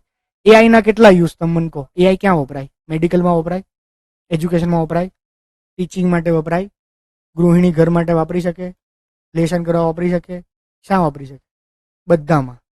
સિમ્પલ લોજિકલ વસ્તુ છે ને. 10 ઓપ્શન આપે તો અબોવ ઓલ આવે કે એમાંથી અમુક ટીક કરવાના આવે? અબોવ ઓલ જ આવે ભાઈ. કોઈ પણ ટેકનોલોજીની કોઈ જ બાઉન્ડ્રી નથી. એટલે આ વસ્તુ હંમેશા યાદ રાખવાનું. મેં જ્યારે પહેલી વાર વાંચ્યું ને, હું 5 યુઝ વાંચું તો મને એવું થાય ઓકે બ્લોક ચેઇન તો આ 5 જગ્યાએ વપરાય. હવે એમાં લખ્યું હોય કે બ્લોક ચેઇન એગ્રીકલ્ચરમાં વપરાય, તો હું વિચારું એગ્રીકલ્ચરમાં તો ક્યાં વપરાશે? આપણી લિમિટેશન છે ને, મારું વાંચ્યું નહીં, મારી બ્લોક ચેઇન વિશે અન્ડરસ્ટેન્ડિંગ નથી, એટલે મને એવું લાગે એગ્રીકલ્ચરમાં યુઝ નહીં હોય. પણ ભાઈ એગ્રીકલ્ચરમાં યુઝ હોય ને, લેબોરેટરીમાં યુઝ હોય, દવા બનાવવામાં યુઝ હોય, XYZ ટેકનોલોજી XYZ ફિલ્ડમાં યુઝ થાય. ક્લિયર? ટેકનોલોજીનું તમે ખાલી બેઝિક અન્ડરસ્ટેન્ડિંગ લીધી હશે ને કે બ્લોકચેન એટલે એક્ઝેક્ટલી શું, how it works, nano technology એટલે એક્ઝેક્ટલી શું, હાઉ ઇટ વર્ક્સ, તમે જે પણ અંદાજા કે અઝમ્પશન કરશો એ રાઈટ ડિરેક્શનમાં જ હશે. કારણ કે એમાં અંદાજન અઝમ્પશન જ કરવા પડે ને. બિયોન્ડ ધી ડેપ્થ કોઈ ટેકનોલોજી વાંચવાનું પ્રિપેર નથી કરવાનું. એક્સેપ્ટ કે હવે આવા કેસમાં અંદાજા ના વપરાય કે ભાઈ ભારતે કોઈ નવું એક શું કહેવાય GSLV લોન્ચ વ્હીકલમાંથી એક સેટેલાઇટ છોડ્યો છે. હવે એ સેટેલાઇટની ખાસિયત પૂછે, 1320 કિલોનું છે, એમાં આટલા પેલા ટ્રાન્ઝિસ્ટર છે, આ છે તે છે, બરાબર. હવે એ બધી વસ્તુ તો યાદ હોય તો જ લખી શકાય, એની અંદર જનરલી અઝમ્પશન ના આવે. પણ એ બી આપણે જોઈશું PYQ ના બેઝ પર. એમાંય થોડું થોડું અઝમ્પશન હોય કારણ કે પેટર્ન સિમિલર હોય. પેટર્ન સિમિલર મતલબ એ લોકો એટલી હદ સુધી ઉલ્લુ બનાવવા ના કરે કે 1340 કિલો હોય તો 1320 કિલો કરે, એવું કોઈ ના કરે. કારણ કે એ રિયલ ટેસ્ટ ના થઈ ને. ફરથી મેં તમને કીધું ફેક્ચ્યુઅલ પૂછવાની રિયલ ટેસ્ટ ના થાય, એટલે એનો કેચ બીજો હોય, એ એલિમિનેશન મેથડ એની બીજી હોય. ઇકોનોમી અને સાયન્સ ટેક આ બંનેમાં જો તમે બેઝિક્સ કરો એટલો મતલબ એવો થયો કે બંનેમાં 10 માર્ક્સ તમારા આરામથી ક્લિયર. જ્યોગ્રાફીની અંદર તમે ઇન એની કેસ 15+ લાવી શકો, એટલે આપણા કેટલા માર્ક્સ થયા? 20, 10, 15 અને 20, 65 માર્ક્સ થઈ ગયા આપણા ટોટલ. 65 માર્ક્સ મેં તમને મિનિમમ કીધા. જો મેથ્સ અને રીઝનિંગમાં 10 સાવ બેર મિનિમમ આપણે વાત કરી રહ્યા છીએ અત્યારના તબક્કાની અંદર. હવે મેજર 2 થિંગ્સ બાકી રહી. Core static subject history culture અને બીજું આખું કરંટ્સ ઓશિયન દરિયો ડાયનેમિક વાળું. આટલું જોઈ લીધું, લખી લીધું. 5મું 6ઠું જે નંબર આવે. કરંટમાં મેજર આવે ઇકોનોમી, IR, પછી આવશે હિસ્ટ્રી કલ્ચર. આ પેલા 3 ટોપિક છે એમાંથી જ મેજર કરંટ આવે કમ્પ્લીટ. આ જે સબ્જેક્ટનું જે કરંટ આવે એ કરંટ તો ખાલી ફીડર પોઈન્ટ્સ હોય. તમારે પાછું પોલિટીમાં જઈને વાંચવું પડે. કોઈ પણ જગ્યાએ ડિફેક્શન વાળી ઘટના બની અને ન્યૂઝમાં આવી, પક્ષપલટો કર્યો ને કોઈએ અને એ બહુ ન્યૂઝમાં આવી, તો તમારે એ હવે ન્યૂઝ નહીં વાંચવાના. તમારે એવું નહીં ઓકે અરુણાચલ પ્રદેશની અંદર પક્ષપલટો કર્યો, વિચિત્ર પોલિટિકલ પાર્ટી હોય ને અરુણાચલ મુક્તિ મોરચા, તો અરુણાચલ મુક્તિ મોરચાના 2 જણા હતા, એનું નામ ચુંકુ હતું ને આ હતું ને એવું કશું જ નહીં. એ બધું જ ભૂલી જવાનું. એ ફેક્ચ્યુઅલ ડિટેલ્સ જીવનમાં ના આવે. કઈ પાર્ટી હતી, શું હતું, શું થયું, કોણ કર્યું, સ્પીકરનું નામ શું હતું, સ્પીકરે 10 દિવસની નોટિસ આપી પણ કે 5 દિવસમાં ડિસિઝન આપી દીધું, એવું કશું જ ના આવે. સ્પીકરે કયા રૂલ્સને બાયપાસ કરીને શું ઘટના કરી, જેમ કે મેજોરિટી છે કે નહીં સરકારની, એ રૂલ છે કે મેજોરિટી છે કે નહીં એ વિધાનસભાના ફ્લોર પર જ નક્કી થાય. તો એકવાર સ્પીકરે એવું કર્યું કે પ્રાઇવેટ હોટલમાં મિટિંગ કરીને બધાને કીધું હાથ ઊંચો કરો, કેટલા લોકો સરકારની ફેવરમાં છે, તો કે આટલા લોકો. પછી ડિસિઝન આપી દીધો. પછી કોર્ટનું જજમેન્ટ આવ્યું કે ભાઈ કોઈ પણ સરકારની મેજોરિટી છે કે નહીં એ વિધાનસભાના ફ્લોર પર જ તમે નક્કી કરી શકો. તો હવે આ ઘટના ના પૂછાય કે ભાઈ હોટલમાં હતી કે અહીંયા હતું, સમજ્યા ને? ઘટના બની, ઘટના ભૂલી જવાની, નોટ ડાઉન કરવાનું. હવે આપણે જે શેડ્યુલ 10 છે, શેડ્યુલ 10 અને જે એન્ટી ડિફેક્શન લો છે એમાં 2 બંધારણીય સુધારા છે ને, એક 52મો જ છે ને, અને બીજો બંધારણીય સુધારો 2001 વાળો 91મો કયો એન્ટી ડિફેક્શન લો ની અંદર. તો આ જેટલા પણ બંધારણીય સુધારા છે, એક્ઝેક્ટલી એન્ટી ડિફેક્શન લો છે, એ કમ્પ્લીટ ઇનડેપ્થ ડિટેલમાં આપણે તૈયાર કરવાનું. બરાબર? તો પોલિટી સેમ જ્યોગ્રાફીમાં કોઈ જગ્યા ન્યૂઝમાં આવે તો આપણે ફરી પાછું મેપમાં જવાનું કાં તો જ્યોગ્રાફીની સ્ટાન્ડર્ડ બુકમાં જવાનું એ વસ્તુ રીડ કરવા માટે. સેમ હિસ્ટ્રી અને કલ્ચરની અંદર કોઈની જન્મ જયંતિ આવતી હોય, બરાબર છે, જેમ કે સરકાર પણ કોઈ વ્યક્તિને ફોકસ કરે છે, જેમ કે બિરસા મુંડાને ફોકસ કરે, અથવા તો સરકાર કોઈ એક ઘટનાને ફોકસ કરે છે, કોઈ ઘટનાના 100 વર્ષ થઈ રહ્યા છે, બરાબર છે, એ બધી વસ્તુઓ વધારે ન્યૂઝની અંદર આવે. તો આપણે એ બધી વસ્તુઓ યાદ રાખવાની છે. તો હિસ્ટ્રી અને કલ્ચરમાંથી ઓછું આવે, આ બંનેમાંથી પણ થોડું થોડું આવે. હવે આના માટે સોર્સ કયો? તો આના માટે કોઈ જ સિંગલ સોર્સ નથી. વિઝન આઈએસ નું 365 આવે છે, એ કરો તો થઈ જાય, થઈ જાય કોક વર્ષે એમાંથી 0 ક્વેશ્ચન આવે તો ડૂબી ગયા. 2 વર્ષ રાહ જોવાની ફરી પાછી આવતા, જ્યારે જીપીએસસી નોટિફિકેશન બહાર પાડે ત્યારે. પપલું પેપર સેટર હોય તો કોક વર્ષ એવું બન્યું છે કે ભાઈ 2-4 વર્ષ પહેલા બધા ક્વેશ્ચન વર્લ્ડ ઇનબોક્સની એક ચોપડીમાંથી જ આવ્યા હતા, કરંટ અફેરની કમ્પ્લીટ વર્લ્ડ ઇનબોક્સની ચોપડીમાંથી. હમણાં 1-2 વર્ષ પહેલા એવું બન્યું કે આ જ્ઞાન લાઈવ વાળાની કોઈ ચોપડી વોપડી હશે ને, તો જ્ઞાન લાઈવના મટીરિયલમાંથી જ આવ્યા મોટા ભાગે. આ ક્લાસ 3-4 ની એક્ઝામ્સની વાત, જસ્ટ એક્ઝામ્પલ આપવા. તો એવું કોઈ દિવસ ના બને કે સિંગલ સોર્સમાંથી કોઈ દિવસ યુપીએસસી જીપીએસસી નું પેપર નીકળે. ઉલટાનું યુપીએસસી વાળા તો ખાસ કરીને એવું જોવે છે, તમે જ્યારે યુપીએસસી ના અત્યારે જોવું હોય ને તેમ જોવો કે reaction after 2025 prelims, reaction after 2024 prelims, તો એની અંદર પેલા મીમ્સ આયા હોય કે વિઝનના મટીરિયલ બાળી નાખવાના, કાં તો મસ્તી કરે, આવા બધા મીમ્સ હોય. રીઝન એમાંથી કશું જ નથી આવ્યું. ઇન્ટેન્શનલી આવું હોય છે, એવું નથી કે મટીરિયલ ખરાબ બનાવે છે, સમજ્યા ને? યુપીએસસી સતત પોતાનો ટ્રેન્ડ ચેન્જ કરે છે, અપ્રોચ ચેન્જ કરે છે. પ્રિડિક્ટેબલ ના બને, એ અનપ્રિડિક્ટેબલ બને ઓલવેઝ. તો આવી કરંટની વાત કરું, સ્ટેટિકમાં અનપ્રિડિક્ટેબલ ના હોય, સ્ટેટિકમાં તો પ્રિડિક્ટેબલ જ હોય, સમજ્યા ને? કરંટમાં અનપ્રિડિક્ટેબલ થઈ શકે. તો કરંટમાં અનપ્રિડિક્ટેબલ હોય તો આપણે કેવું કરંટ કરવું પડે? બરાબર, તો આપણે કરંટ કરવું પડે ડેઈલી 1-2 સોર્સ અને મંથલી માટે તમે રિવિઝન પર્પસ તરીકે વિઝન 365 ફાસ્ટ પેસમાં રીડિંગ કરી શકો. સારું હોય છે. સિલેક્ટિવ વાંચવાનું, મોટા ન્યૂઝ વાંચવાના, ફાસ્ટ પેસમાં વાંચવાનું અને અન્ડરસ્ટેન્ડિંગ લેવાની. રીઝન કે દરિયો છે, તો તમે સમજો છો ને દરિયાનો મતલબ શું થયો? તમે 1 વર્ષ કોઈ સબ્જેક્ટ નથી વાંચતા, 1 વર્ષ 10-10 કલાક કરંટ અફેર જ વાંચો છો. હું 1 વર્ષ 10-10 કલાક કરંટ અફેર જ વાંચું છું, તેમ છતાંય કરંટ અફેરના 100 ક્વેશ્ચન્સ એવા નીકળે કે જે મારા નજરમાં જ ના આવ્યા હોય. નીકળે કે ના નીકળે? અનલિમિટેડ ઘટનાઓ બની રહી છે ને, તો એ પોસિબલ જ નથી. પણ આપણે શું કરવાનું છે? આપણે એવું કરવાનું છે કે આપણા સિલેબસને અલાઇન્ડ, સિલેબસના ટોપિકના રિલેટેડ કોઈ ઘટનાઓ બને છે, સિમિલરલી આપણને ખબર પડે કે ઓકે આવી ઘટનાઓના પીવાયક્યુ પૂછાય છે, બરાબર, એવું કરવાનું. હું તમને ફરીથી કહું, ઘણી બધી સ્કીમો લોકો ગોક કરે છે, યોજનાઓ પૂછાઈ છે છેલ્લા 2-4-5 વર્ષમાં, નાની મોટી સાઈડ વાળી યોજનાઓ. તો યોજનાઓ કરવાની હોય, પણ હવે 50 યોજનાઓનું પેજ લઈને બેસો, 70 કે 100 પેજનું એક પીડીએફ યોજનાઓ વાળું, અને તમે ગોખો, કેટલા માર્ક્સ આવે એમાંથી? 2 માર્ક્સ આવે. 2 યોજનાઓ આવે, અને શું તમને 2 યોજનાઓ સાચા લખવાના છો તમે એમાંથી? તો આને મૂર્ખામી કહેવાય ને.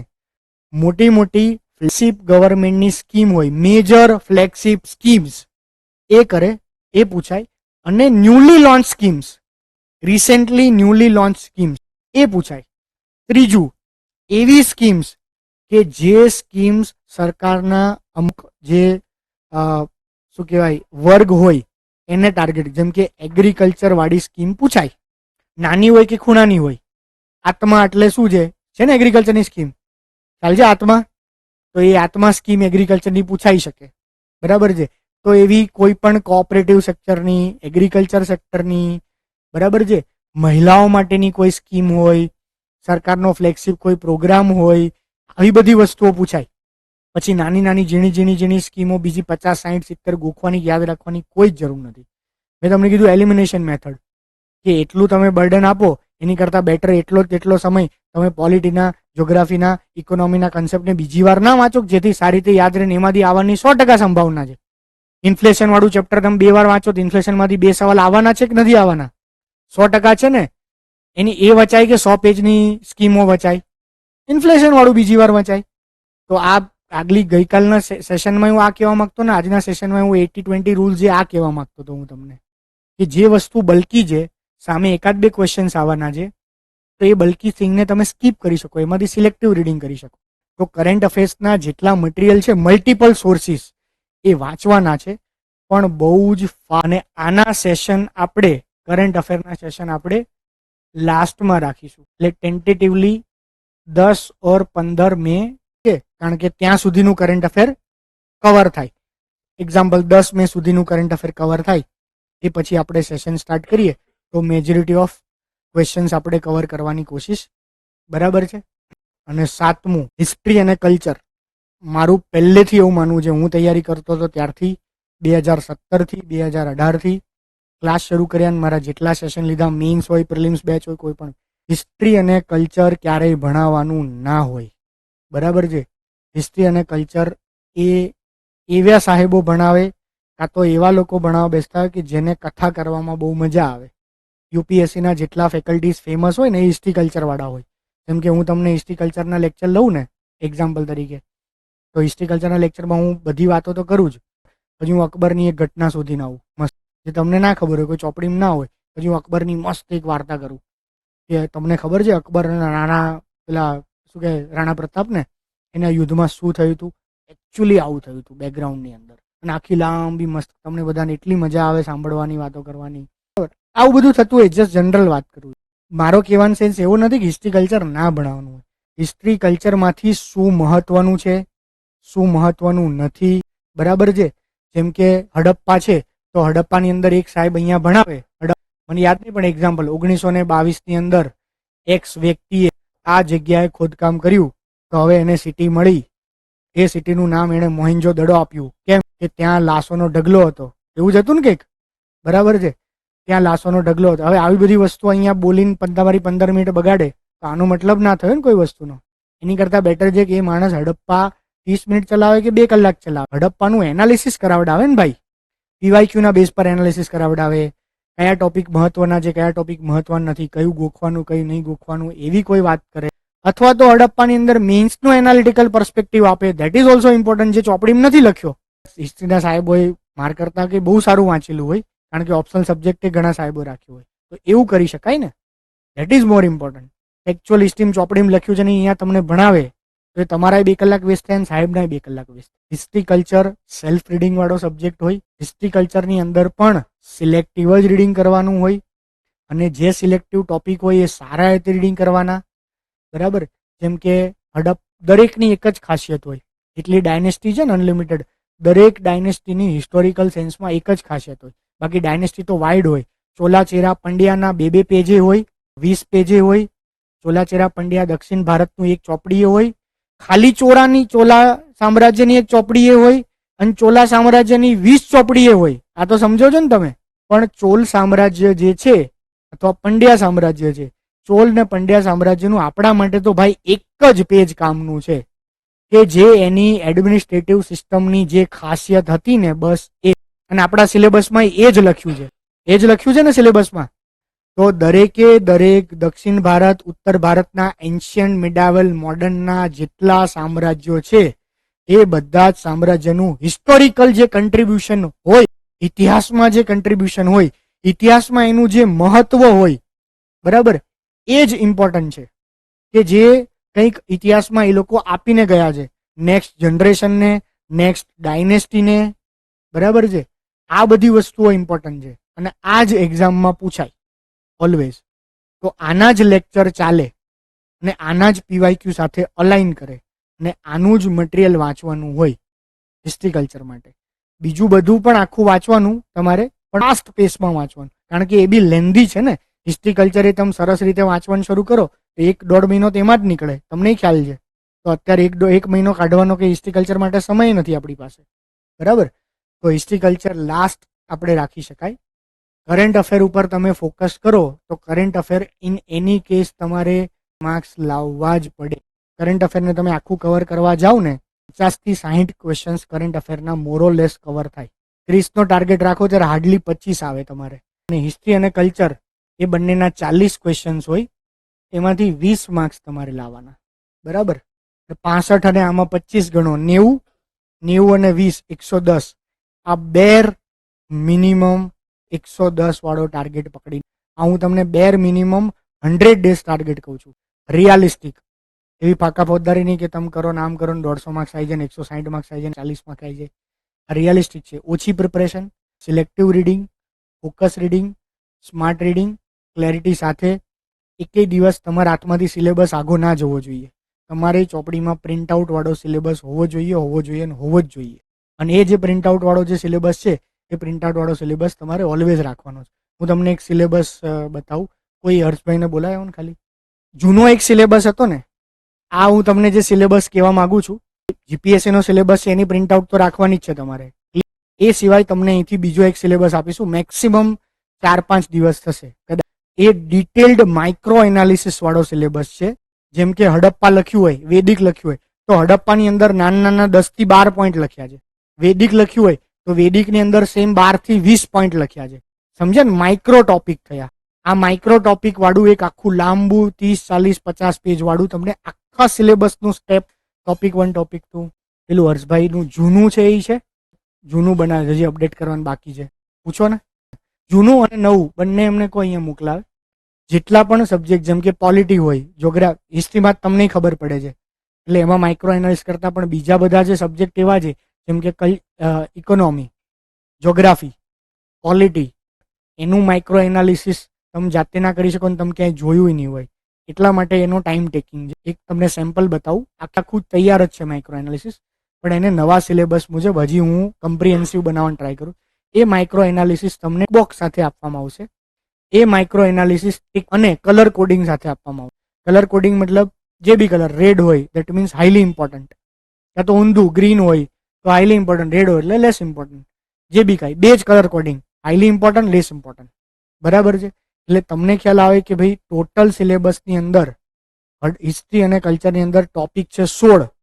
16 ટોપિકની અંદર સબ ટોપિક થાય છે 200. હિસ્ટ્રી કલ્ચરના 200 સબ ટોપિકમાંથી મારે 80 કે 70 તો સખત વાંચવાના છે, અને બીજા બધા હું કદાચ ફાસ્ટ પેસમાં વાંચું તો ચાલે.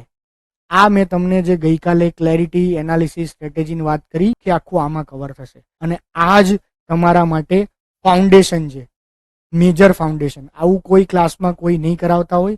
મેં મારી રીડિંગ આવી રીતે કરેલી છે. ત્યારનું તમને 15 દિવસ પહેલા તમારો સેશન લીધો ને ત્યારથી આ પ્રોસેસમાં ચાલુ છે. Subject wise, topic wise, micro analysis, અને એ માઇક્રો એનાલિસિસ મુજબ જ ફેકલ્ટીઝ અહીંયા ચાલશે, એ મુજબ જ તમારે વાંચવાનું છે અને એ મુજબ જ ટેસ્ટ. હવે આની સાથે તમને એક આઈડિયલ બુક લિસ્ટ હશે કે આ ટોપિક ક્યાંથી કરવાનો, આ ટોપિક ક્યાંથી. હું તમારી જગ્યાએ તૈયારી કરતો હોય તો હું એ ટોપિક લિસ્ટને જ ફોલો કરું. બરાબર? તમારે પણ ટોપિક લિસ્ટને જ ફોલો કરવું પડે, કરવું જોઈએ. પણ એ અઘરી વસ્તુ છે, એટલી બધી ઇમ્પોસિબલ નથી, અઘરી છે. બરાબર છે? જેમ કે તમે સાઉથ ઇન્ડિયાની ડાયનેસ્ટી કોઈ પણ જગ્યાએથી વાંચો એના કરતાં બેટર તમિલનાડુની જે બોર્ડની બુક છે એમાં સારી હોય. આ તમે સાંભળ્યું હશે ને કે નહીં સાંભળ્યું કોઈએ? તમિલનાડુની મેં એમાંથી જ વાંચ્યું હતું મારા પ્રિપરેશન સમયે. તમિલનાડુની બોર્ડની બુક મતલબ વાઘેલા વંશ ને ચૌહાણ વંશ ક્યાં હારો આપ્યો હોય? એનસીઆરટીની ચોપડીમાં, જીસીઆરટીની ચોપડીમાં? જીસીઆરટીની ચોપડીમાં આપ્યો ને. આપણો ઇતિહાસ છે તો ગુજરાત બોર્ડે વાઘેલા વંશ ને ચુડાસમા વંશ કે જે વંશ હોય એ ચાવડા વંશ સારો આપેલો હશે. કેમ વાયસા વર્ષા?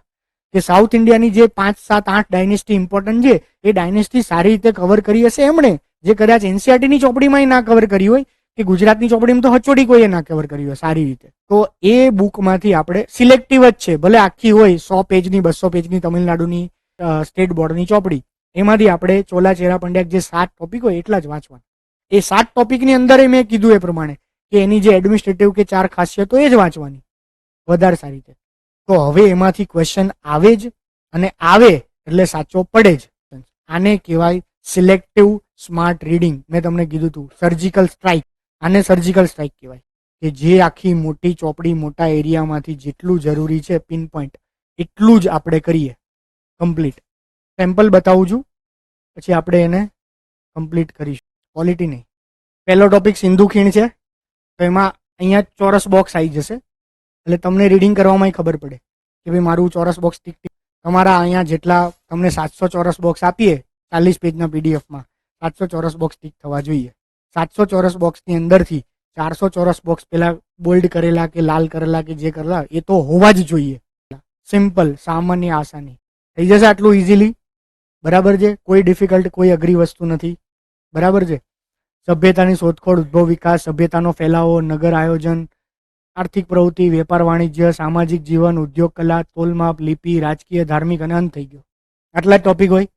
આમાંથી જે ટોપિકમાં વધારે પીવાયક્યુ પૂછાય છે, જે ટોપિકનો એ ટોપિક ઇમ્પોર્ટન્ટ થઈ ગયેલા હશે. ક્યાંથી વાંચવાનું? તો એનસીઆરટીની ક્લાસ નંબર 11 ચેપ્ટર નંબર 2. તમને આટલું પણ આમ સ્પૂન ફીડિંગ કરશું. સેવડી ફોલી નાખશું, કટકા કરી દઈશું, ફ્રીજમાં મૂકી દઈશું, પેકિંગ કરી દઈશું ને તમને આપી દઈશું. તમારે ખાલી ચાવવાની મહેનત, મોઢા મૂકવાની અને ચાવવાની મહેનત કરવાની છે. બરાબર છે? એટલે થોડો ટાઈમ લાગશે, 4-5 દિવસ લાગશે આટલું કરતા. તમને ખાલી ચોપડી નહીં કહીએ, તમને ચોપડીનું ચેપ્ટર પણ કહી દઈશું. બરાબર છે? આપણી ઇતિહાસની મેપ બુક પણ છે, તમે કોઈએ જોઈ હોય તો. બરાબર છે? એટલે એ જે તે સમયે મેપ બુક મારી પ્રિન્ટ કરવામાં ભૂલ થઈ હતી. હું વેચતો તો 250માં, મને 296માં પડતી હતી. જાડું પુઠ્ઠું જાડું પેજ, એટલે ભાઈ પ્રિન્ટ મેં બંધ કરી દીધી. એટલે તમને ઝેરોક્સ જ મળે. જોઈ છે ઓરિજિનલ ચોપડી કોઈએ? ઓરિજિનલ ચોપડી હાર્ડ બાઉન્ડ છે તમારી પાસે? હાર્ડ બાઉન્ડ વાળી જે અંદરના પેજી ચળકતા ચમકતા, મને ખબર નથી પડતી, મેં તો પ્રિન્ટ કરાવી દીધી હતી. તો 296 પડતી હતી ને 250માં તો હું માર્કેટમાં આપતો હતો. એટલે મેકબુકની બુક છે એ સારી બુક છે, એમાંથી તમે અત્યારે રીડિંગ કરો. બરાબર છે? અને બીજું આપણે મોડ્યુલ તૈયાર કરવાના છે. ક્લિયર? સમજી ગયા ને તમે? વૈદિક યુગની અંદર આખું ડિટેલ્ડ એનાલિસિસ છે, સબ્જેક્ટ ટોપિક વાઇઝ. શેમાંથી વાંચવાનું એ બધું છે. આપણે આ જવા દઈએ એક્ઝામ્પલ તરીકે. કેમ કે ભૂગોળ છે એનું થોડું એનાલિસિસ ડિફિકલ્ટ હોય, તો ભૂગોળનું પણ હજી આનાથી ઇનડેપ્થ વધારે કરીશું. સેમ દરેક સબ્જેક્ટ. તમારો સિલેબસ જે છે ને જીપીએસસીનો, એ સિલેબસ અને પાછળ આ પીડીએફ મોટા સ્પાઇરલમાં બંચ કરીને જે કરીને હોય એ 24 કલાક તમારી પાસે આ હોવું જોઈએ. તમારે નેક્સ્ટ 100 દિવસ માટે આની બહાર નથી જવાનું અને આ સોર્સ ગમે ત્યાંથી લઈને વાંચી લેવાના છે. આખી તમિલનાડુ એનસીઆરટી ચોપડી ના ખરીદવી હોય તો તમને પીડીએફ ગ્રુપોમાં નાખી દઈશું. એ પીડીએફમાંથી તમારે 40 પેજની ઝેરોક્સ જ કરવાની. એવું બધું ના, કારણ કે બહુ બધી અલગ અલગ જગ્યાએથી હશે, તો 7 ચોપડીઓ ક્યાંથી કરે? સમજ્યા ને તમે? તો આવું બધું સિમ્પલ કરી શકાય. ત્યાં સુધીમાં નેક્સ્ટ વીક માટે આપણું મેથ્સ અને પોલિટી સ્ટાર્ટ, મેથ્સ નહીં, રિઝનિંગ અને પોલિટી સ્ટાર્ટ થશે નેક્સ્ટ 2 વીક માટે. નેક્સ્ટ 2 વીકમાં આપણું રિઝનિંગ અને પોલિટી પૂરું થઈ જશે. રિઝનિંગમાં આવું કઈ ચોપડી બપડી આપવાની જરૂર નથી. રિઝનિંગમાં તમે કરી શકો. રિઝનિંગમાં મેં કીધું પણ બધા જ ટોપિક રિઝનિંગના ઇમ્પોર્ટન્ટ છે. કોઈ જ ટોપિક સ્કીપ નહીં કરવાનો. ઇઝી છે, સિમ્પલ છે. પેલું હાથીનું એક્ઝામ્પલ આપ્યું, મારું એક્ઝામ્પલ આપ્યું ને, મને બીક લાગતી હતી કે મેથ્સ મારે કોઈ પાસે શીખવું પડશે, કોઈ ભણાવે જ સારું. એ મારી પરસ્યુડ ફિયર હતો. બરાબર છે? એ રિઝનિંગ મેથ્સની બીક કાઢી નાખવાની છે. એ 100% રિઝનિંગ કરવાનું છે. મિનિમમ 10 માર્ક્સ કીધા છે, એ સિક્યોર કરવાના જ છે રિઝનિંગ. ક્વોલિટી ઓલમોસ્ટ 5-7 જણા હાથ ઊંચો કર્યો હશે, બધા ભણી ચૂક્યા છો, છતાં પણ બેસવાનું છે. પોલિટી રાહુલભાઈ લઈ છે, આપણી રાજકોટ બ્રાન્ચની અંદર ને એમાં છેલ્લા 4 વર્ષથી પોલિટી લઈ છે. બરાબર છે? એની કન્સેપ્ટ ક્લેરિટી ઇનડેપ્થ હર્ષભાઈ જેવી જ છે. સારી હશે, પ્લસ માઇનસ હશે, જે હશે, પણ બેસ્ટ છે. બરાબર છે? કોઈ પણ ફેકલ્ટી હવે હું ડિસાઇડ કરું છું તો હું ઓળખતો હશું, મને એનું નોલેજ હશે, ખ્યાલ હશે, એવી જ ફેકલ્ટી આવશે. મને નહીં ખબર હોય, હું નહીં ઓળખતો હોય અને મને ટ્રસ્ટ નહીં હોય, એવી ફેકલ્ટી નહીં આવે. બરાબર છે? ક્લિયર? બીજું ક્વોલિટીમાં પણ સેમ. પહેલો ટોપિક છે પેલો બંધારણનો ઇતિહાસ. બરાબર ને? પ્લાસીનું યુદ્ધ થયું, બક્સરનું યુદ્ધ થયું, અને પછી 1773માં એક એક્ટ આવ્યો, 1783-82માં એમાં નાનકડો સુધારો કર્યો છે ને. આવા બધા નાના મોટા, આ બધી વસ્તુ ફાસ્ટ ચાલે. એમાં દ્વિમુખી શાસન પદ્ધતિમાં ઊભું રહેવાનું હોય, કારણ કે ઇમ્પોર્ટન્ટ છે. દ્વિમુખી શાસન પદ્ધતિનો એમસીક્યુ પૂછાય છે ને ઓલવેઝ. ફરી પાછું સેજ ફાસ્ટ ચાલે ને ફરી પાછું કહી દે લોર્ડ વિલિયમ બેન્ટિક અને લોર્ડ પેલો કયો છે મેકોલી. આ બે ઇમ્પોર્ટન્ટ છે ને. બેન્ટિક 33માં 1833માં, એની પછી મેકોલી આવ્યો. સોરી, મેકોલીની મિનિટ છે. તો આ અમુક જ્યાં જ્યાં પાછું ઊભું રહેવાનું હોય એ ઇનડેપ્થ થશે. ફાસ્ટ ભાગવાનું હોય એ ફાસ્ટ હશે. બરાબર? તમને બીજું એક પણ પીડીએફ આપવામાં આવશે પોલિટીનું. તમારી આની જોડે પેસમાં મારું જે મટીરિયલ બનાવવાનું કામ હોય એટલી ફાસ્ટ પેસમાં ના ચાલી શકે, પણ એટલીસ્ટ કે 8-6 સબ્જેક્ટ છે તો 6માંથી 3 સબ્જેક્ટ તો તમારી પાસે સંપૂર્ણ મટીરિયલ આવશે. અને જે મારું મટીરિયલ આવશે એ મટીરિયલ હું તમને 110% ગેરંટી સાથે કરું કે જે સ્ટાન્ડર્ડ બુક હોય, પાર થતું હોય, કાં તો એનાથી એક સ્ટેપ ચડિયાતું હોય તો અને તો જ આવશે. સેમ્પલ જોવું હોય તો હું તમને પોલિટીનું એક ચેપ્ટર મોકલું છું. તમને ખ્યાલ આવશે કે ગેરંટી સાથે એવું એક ચેપ્ટર લક્ષ્મીકાંતમાંય નથી ને યુવામાંય નથી, અને આખી ચોપડી એવી બનશે. એવું હમણાં તમારા ગ્રુપમાં જ નખવડાવી દઉં. અહીંયા બેઠા બેઠા જેવું ચેપ્ટરને ઓવરવ્યૂ કરીને જજો. બરાબર ને? તો એવું પોલિટીનું મટીરિયલ પોલિટીનું પૂરું થાય તો 3 વીકમાં આવશે. બરાબર છે? એ પછી જેમ નેક્સ્ટ સબ્જેક્ટ ચાલશે ઇકોનોમી, તો આપણે એવું કરશું કે ઇકોનોમીનું મટીરિયલ તમને મળતું જાય. તો જેટલું મટીરિયલ મારથી પોસિબલ હશે એટલું મટીરિયલ તમને મળતું જશે. પછી એ મટીરિયલ એવું હશે કે એ કમ્પ્રિહેન્સિવ થઈ ગયું, પછી તમારે એની બહાર જવાની જરૂર ના પડે. કારણ કે એ મટીરિયલ અંદર મને ખબર છે કે દ્વિમુખી શાસન પદ્ધતિ પૂછાય છે, તો મેં એને બોક્સમાં લીધી હશે, મેં એને ટેબલમાં લીધી હશે, એને હાઇલાઇટ કરી હશે સાદી ભાષામાં. કારણ કે 0 થી સ્ટાર્ટ કરીએ છીએ તો આપણે એ જ લેવલનું બનાવડાવીએ ને, કે જેમાં જે ટોપિક ફ્રિકવન્ટલી પૂછાય, જેના પર ભાર આપવાનું, જે હાઇલાઇટ એ બોક્સની અંદર હશે. આ મારા લેક્ચર માટે છે, ખાલી એકવાર તમને બતાવી દઉં પછી આપણે કરીશું. મેં તમને કીધું એ પ્રમાણે નેક્સ્ટ વીક પોલિટી ચાલે છે, બરાબર છે. રિઝનિંગનું હું તમને એનાલિસિસ નહીં કરાવું, બરાબર. હવે એનું એનાલિસિસ કરવાનો ટાઈમ વેસ્ટ થયો. રિઝનિંગના સારી મેથડ શીખવાડી, હું તમને ફરી પાછું મારી મેથડ ફાસ્ટ શીખ, એનો કોઈ મતલબ ના થયો. તમારે ડબલ મેથડ જોતી હોય તો અહીંયા જૂના જે મેથ્સના રિઝનિંગના લેક્ચર હશે એ તમને આપી દેવામાં આવશે. પણ પોલિટી જે 3 દિવસ ચાલે છે, એના નેક્સ્ટ વીક પોલિટી ચાલશે. દર વીકમાં એક દિવસ મારો સેશન હશે, એની અંદર તમે પોલિટીની અંદર ઉદાહરણ તરીકે ફંડામેન્ટલ રાઇટ સુધી ભણ્યા છો, એક્ઝામ્પલ. તો મારે તમને પોલિટીની અંદર ફંડામેન્ટલ રાઇટ જે છે એ ફંડામેન્ટલ રાઇટ તમને આ રીતે સમજાવી દેવાનું, પોલિટીનું આખું એનાલિસિસ કરી. ઇમ્પોર્ટન્ટ હાઈ yielded એટલે મોસ્ટ ઇમ્પોર્ટન્ટ કયા છે, બરાબર છે. પછી એક્ઝેક્ટલી પ્રિસિઝન લિસ્ટ, મેં તમને કીધું છે ને હિસ્ટોરિકલ બેકગ્રાઉન્ડ, એમાંથી શું પૂછાય, શેના પર ફોકસ કરવાનું, આ બધી જ વસ્તુ અત્યારે ઇંગ્લિશમાં બનાવી છે. ઉભય આપણે કરીશું ગુજરાતી ઇંગ્લિશ વાળું, બરાબર ને. મારા લેક્ચર્સ તમે જે ભણ્યા છો લાસ્ટ વીકમાં એનું PYQ સાથે કનેક્શન કરવાનું, અને એમાંથી જે એક આર્ટિકલ ઇમ્પોર્ટન્ટ, જેમ કે 14, 19, 21, તો હું તમને 14, 19, 21નું ફરીથી ઇનડેપ્થ પેલું કરાવડાવું, બરાબર. તો એ કન્સેપ્ટ ક્લિયર થાય. એટલે બીજી ભાષામાં એવું થયું. હવે આનો ઉપયોગ ક્યારે થાય, આ વસ્તુનો ઉપયોગ ત્યારે થાય તમારે જ્યારે લેક્ચર ચાલ્યો છે, પછી તમે ઘરે જઈને રિવિઝન કર્યું છે, તમે ભણ્યા છો, તમે વાંચ્યું છે, તમે સન્ડેની ટેસ્ટ આપી છે એ સન્ડે, અને હું જ્યારે નેક્સ્ટ વીક આવું છું સોમ, મંગળ, 17 તારીખે, એ દિવસે તમે મને ક્વેશ્ચન પૂછી શકો, કાં તો હું વધારે એનાલિસિસ કરાવું, તો તમારા માટે ફ્રૂટફુલ થયું ને, તો તમારા માટે એ વસ્તુ વધારે ઉપયોગી થઈ. ક્લિયર? ચલો, કોઈને કંઈ ક્વેશ્ચન્સ હોય, ડાઉટ હોય તો પૂછી શકે. મેં તમને કાલે કીધું કે એનાલિસિસ તમને ક્લિયર થયું કે ભાઈ સિલેક્ટિવ રીડિંગ કેમ કરવાનું હોય, ટોપિક વાઇઝ કેમ કરવાનું. દરેક સબ્જેક્ટની અલગ રિક્વાયરમેન્ટ છે. એક જ મેથડથી બધા સબ્જેક્ટ વાંચી ના શકાય. એક જ બુકમાંથી આખો એક સબ્જેક્ટ પૂરો ના થાય, એવી પ્રિપરેશન ના થાય. એ સમય જતો રહ્યો. હવે જ્યોગ્રાફી પણ અલગ અલગ જગ્યાએથી કરવું પડે, હિસ્ટ્રી પણ અલગ અલગ જગ્યાએથી કરવું પડે. કોઈ ટોપિક પર ઇનડેપ્થ કરવું પડે, કોઈ ટોપિક પર ઇનડેપ્થ ના કરવું પડે, બરાબર છે. લાસ્ટ પોઈન્ટ, અત્યારથી જેટલા દિવસ બાકી છે એનું કાઉન્ટડાઉન તમારી પાસે હોવું જોઈએ. તમે જ્યાં વાંચો છો ત્યાં ચોંટાડેલું હોવું જોઈએ. તમારી એક જ કોમન નોટબુક છે એની પાછળ હોવું જોઈએ. એક દિવસ ટ્રાઇક ડાઉન કરવાનો, અહેસાસ થાય, ફિલિંગ આવે, પ્રેશર ફીલ થાય, ખબર પડે ટાઈમ વેસ્ટ નથી કરવાનો, દિવસો ઘટી રહ્યા છે. આ હોવું જોઈએ, હોવું જોઈએ, હોવું જ જોઈએ તમારા નોટબુકની પાછળ.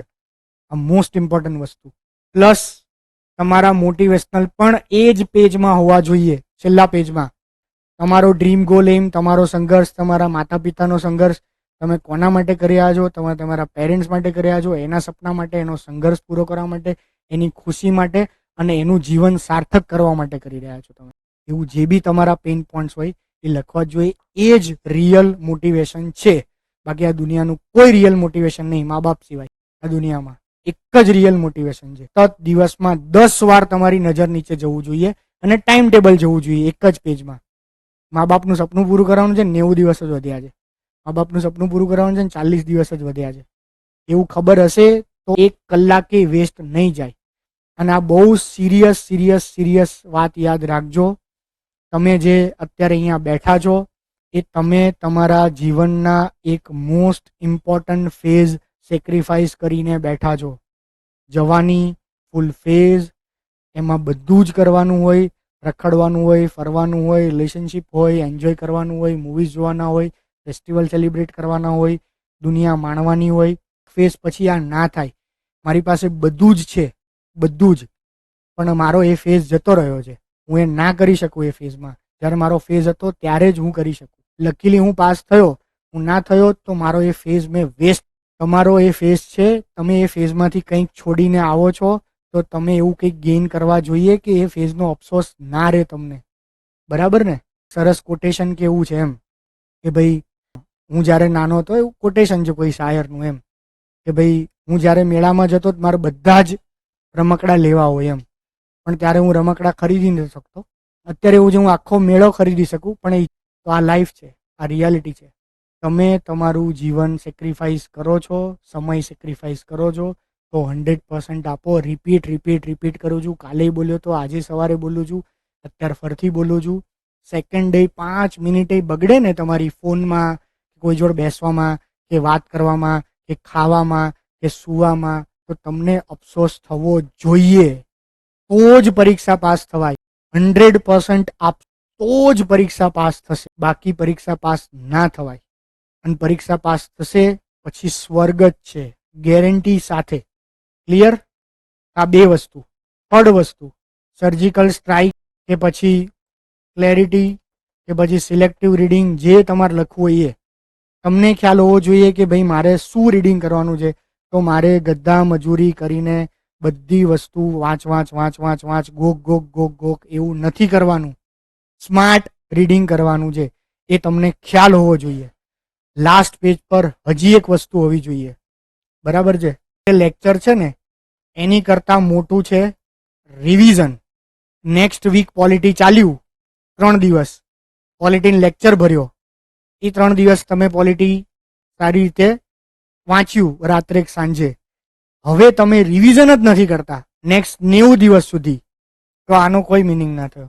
ઇમ્પોર્ટન્ટ છે રિવિઝન, આ યાદ રાખજો.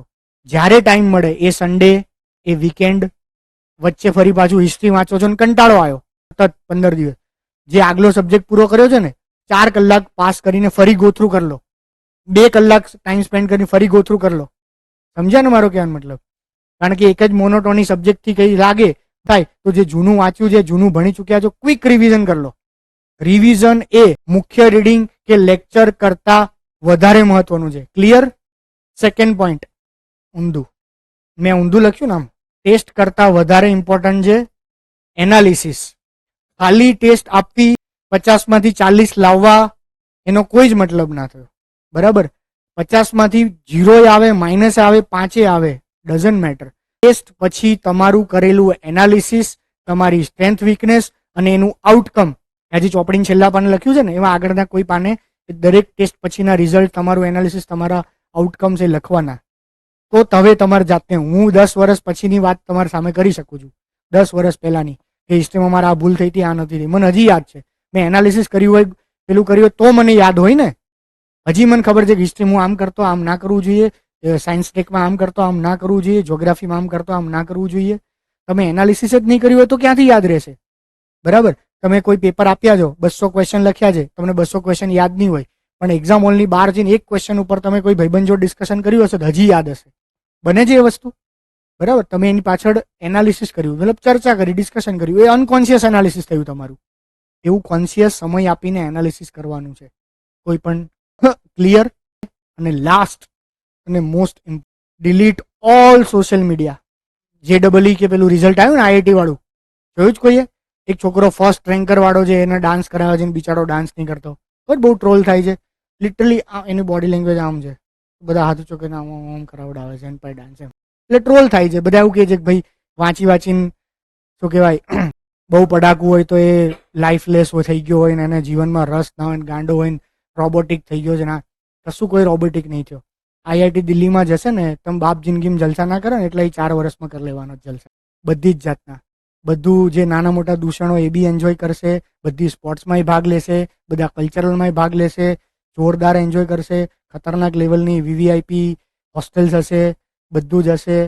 1 કરોડ 5 કરોડ પેકેજ હશે અને આપણે બધા નીચે જોબ કરતા હશું. મતલબ હું સોશિયલ મીડિયાની વાત કરું. હવે એ છોકરાની જસ્ટ એક્ઝામ્પલ આપીને એવું કહું છું કે તમારી પાસે ફોન હે તો એને કીપેડ વાળો ફોન કાઢ્યો બહાર તરત જ.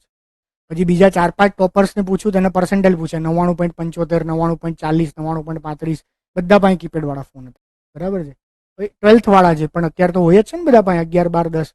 પેરેન્ટ્સ એટલા માટે આપે છે કે ભાઈ દૂર જાય છે, બહાર જાય છે એટલે પેરેન્ટ્સ, પણ દૂર જાય બહાર જાય ભાઈ સાદો ફોન હાલ ને. આપણે તો આપણા મનને રમાડીએ જ છીએ. હું તો આના માટે ફોન રાખું છું, હું તો તેના માટે ફોન રાખું છું. હવે તમને જ ખબર તમે શું કામ ફોન રાખો છો. બરાબર? હું કંઈ એટલા જમાના જૂનો નથી, મેં એ સમયે બી ફોન સાવ બંધ કર્યો હતો, 0. અને પછી તો મને ફોન ગમતો નહોતો, મેં સેમસંગ ગુરુ ફોન રાખ્યો હતો 2018 કે 19 સુધી. મારા વાઈફ જોડે ડેટ કરવાનું શરૂ કર્યું ત્યારે મારા પાસે પેલો થોડોક હું સાયકો થઈ ગયો હતો, એટલે મેં એને બી એવું કીધું, મેં જાન આ ફોન ના રખાય, તું બદલી. તો મેં એનો ફોન 6 મહિના બદલાયો હતો, કીપેડ વાળો. બધું આપણે ચેટ જ કરવું છે ને, એમ વાત જ કરવી છે, ફોનમાં વાત કરવી છે, કાં તો હું તને ચેટ કરું. તો અમે બે ઓલા સાદા ટેક્સ વાળી ચેટ કરતા 2018-19માં. કઈ અટકતું નથી. અને તમારા માટે તો ખાસ important, delete all social media. Second thing, fix time table.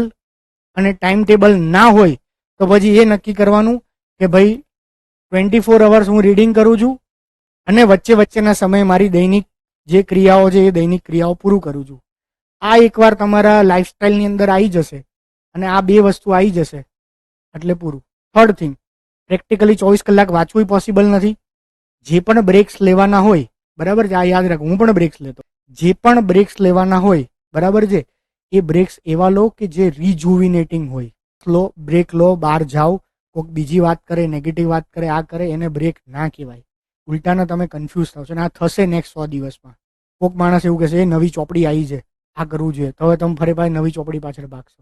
કોઈક હજી પાછું કંઈક નવી વસ્તુ કહેશે, કોઈક ચોથી વસ્તુ કહેશે, કોઈક પાંચમી વસ્તુ કહેશે. સીસીની એક્ઝામ આવી જો કરવું છે, આપણા મનમાં થોડુંક બીજે સીસીનું હોય ને તો ફરી પાછું મોટું થતું જાય. પણ તમે ક્લિયર જ છે કે ભાઈ મારે 100 દિવસ માટે એક જ એક્ઝામ આપવી છે, બરાબર. તો આઉટર વર્લ્ડ સાથે કોન્ટેક્ટ જ ના હોય તો તમારું કન્ટામિનેશન થાય ને થોટ્સનું કે વિચારોનું. તો બ્રેક લેવાનો હોય તો કોઈને મળવાનું નહીં, આઇસોલેશન. આખી દુનિયામાં કોઈ સાથે કોઈ વાતચીત નહીં, કોઈ સંબંધ નહીં, કશું જ નહીં. મારી જીવનમાં જે વાર આવી મોમેન્ટ્સ આવી છે ને તો હું એવો થઈ ગયો છું. હું 11-12 અંદર અહીંયા પેલો હતો, આખું સ્કૂલ ઓળખે, બધા ટીચર્સ ઓળખે, બાજુમાં ગર્લ્સ કોલેજની બધી છોકરીઓ ઓળખે, ગર્લ્સ સ્કૂલની, બરાબર. હું કોલેજમાં આવ્યો ત્યારે સિરિયસ હતું, મારે કંઈક પ્રૂવ કરવું હતું. તો કોલેજમાં મારું નામ ચંપુ હતું. એ હવે કોઈક મળે નહીં કહેતા હતા, કારણ કે હું સાવ પેલો સાદો, પેલો ગાય જેવો, સવારે આવવાનું પાછું જતું રહેવાનું, આવી રીતે સીધી સેમ ફરી પાછું એવી કોઈ વસ્તુ આવી જીવનમાં એન્જોયમેન્ટ વાળી, ફરી પાછું યુપીએસસીની તૈયારી તો 3-4 વર્ષ સેમ એવું. ઇન શોર્ટ, એટલું સિરિયસ બનો, તમારા 100% આપો, આઉટર વર્લ્ડ સાથે કોન્ટેક્ટ બંધ કરી દો. કોઈ ફ્રેન્ડ, મિત્રો, ગ્રુપ સર્કલ, અહીંયા ક્લાસમાં આવો તો એવું જ સિરિયસ મોઢું કરીને આવવાનું, ગઢી જવું, નીચે મોઢું કરીને જવાનું, અહીંયા બેસવાનું, ફરી પાછું વાંચવાનું, પાછું જતું રહેવાનું. સિમ્પલ. તમે તમારી અંદર મસ્ત છો ને ભાઈ. હું મારા ટાર્ગેટ, મારા ગોલ, મારા સપના, મારા પેરેન્ટ્સ માટે હું આવ્યો છું. હું એક સેકન્ડ, એક દિવસ એ વેસ્ટ નહીં કરું એમ. સંબંધ અહીંયા કોઈ ફ્રેન્ડ્સ બનાવવા માટે થોડા તમે આવ્યા છો, તમે બાજુમાં ફ્રેન્ડ્સ બનાવો, સંબંધ બનાવો. એ તો બની જશે ફ્રેન્ડ્સ, હજારો બનશે, સારા બનશે, ખાસ બનશે, જીગરજાન આપી શકો એવાય ફ્રેન્ડ્સ બનશે આગળ લાઈફની અંદર. કઈ અટકતું નથી.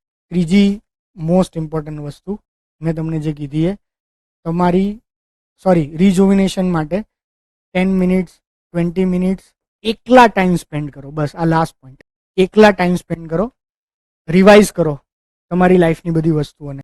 મેં તમને કીધું ને કે તમારા ગોલ્સ, ડ્રીમ્સ, હું ટેરેસ પર ચાલતા ચાલતા આ બધું કરતો, એટલે એ ડેઇલી મોટિવેશન ડોઝ થયો સાદી ભાષામાં. હું અડધી રાત્રે એમ જ ચાલવા જતો હોય, કોઈ એક બાકડા પર બેસી જવું.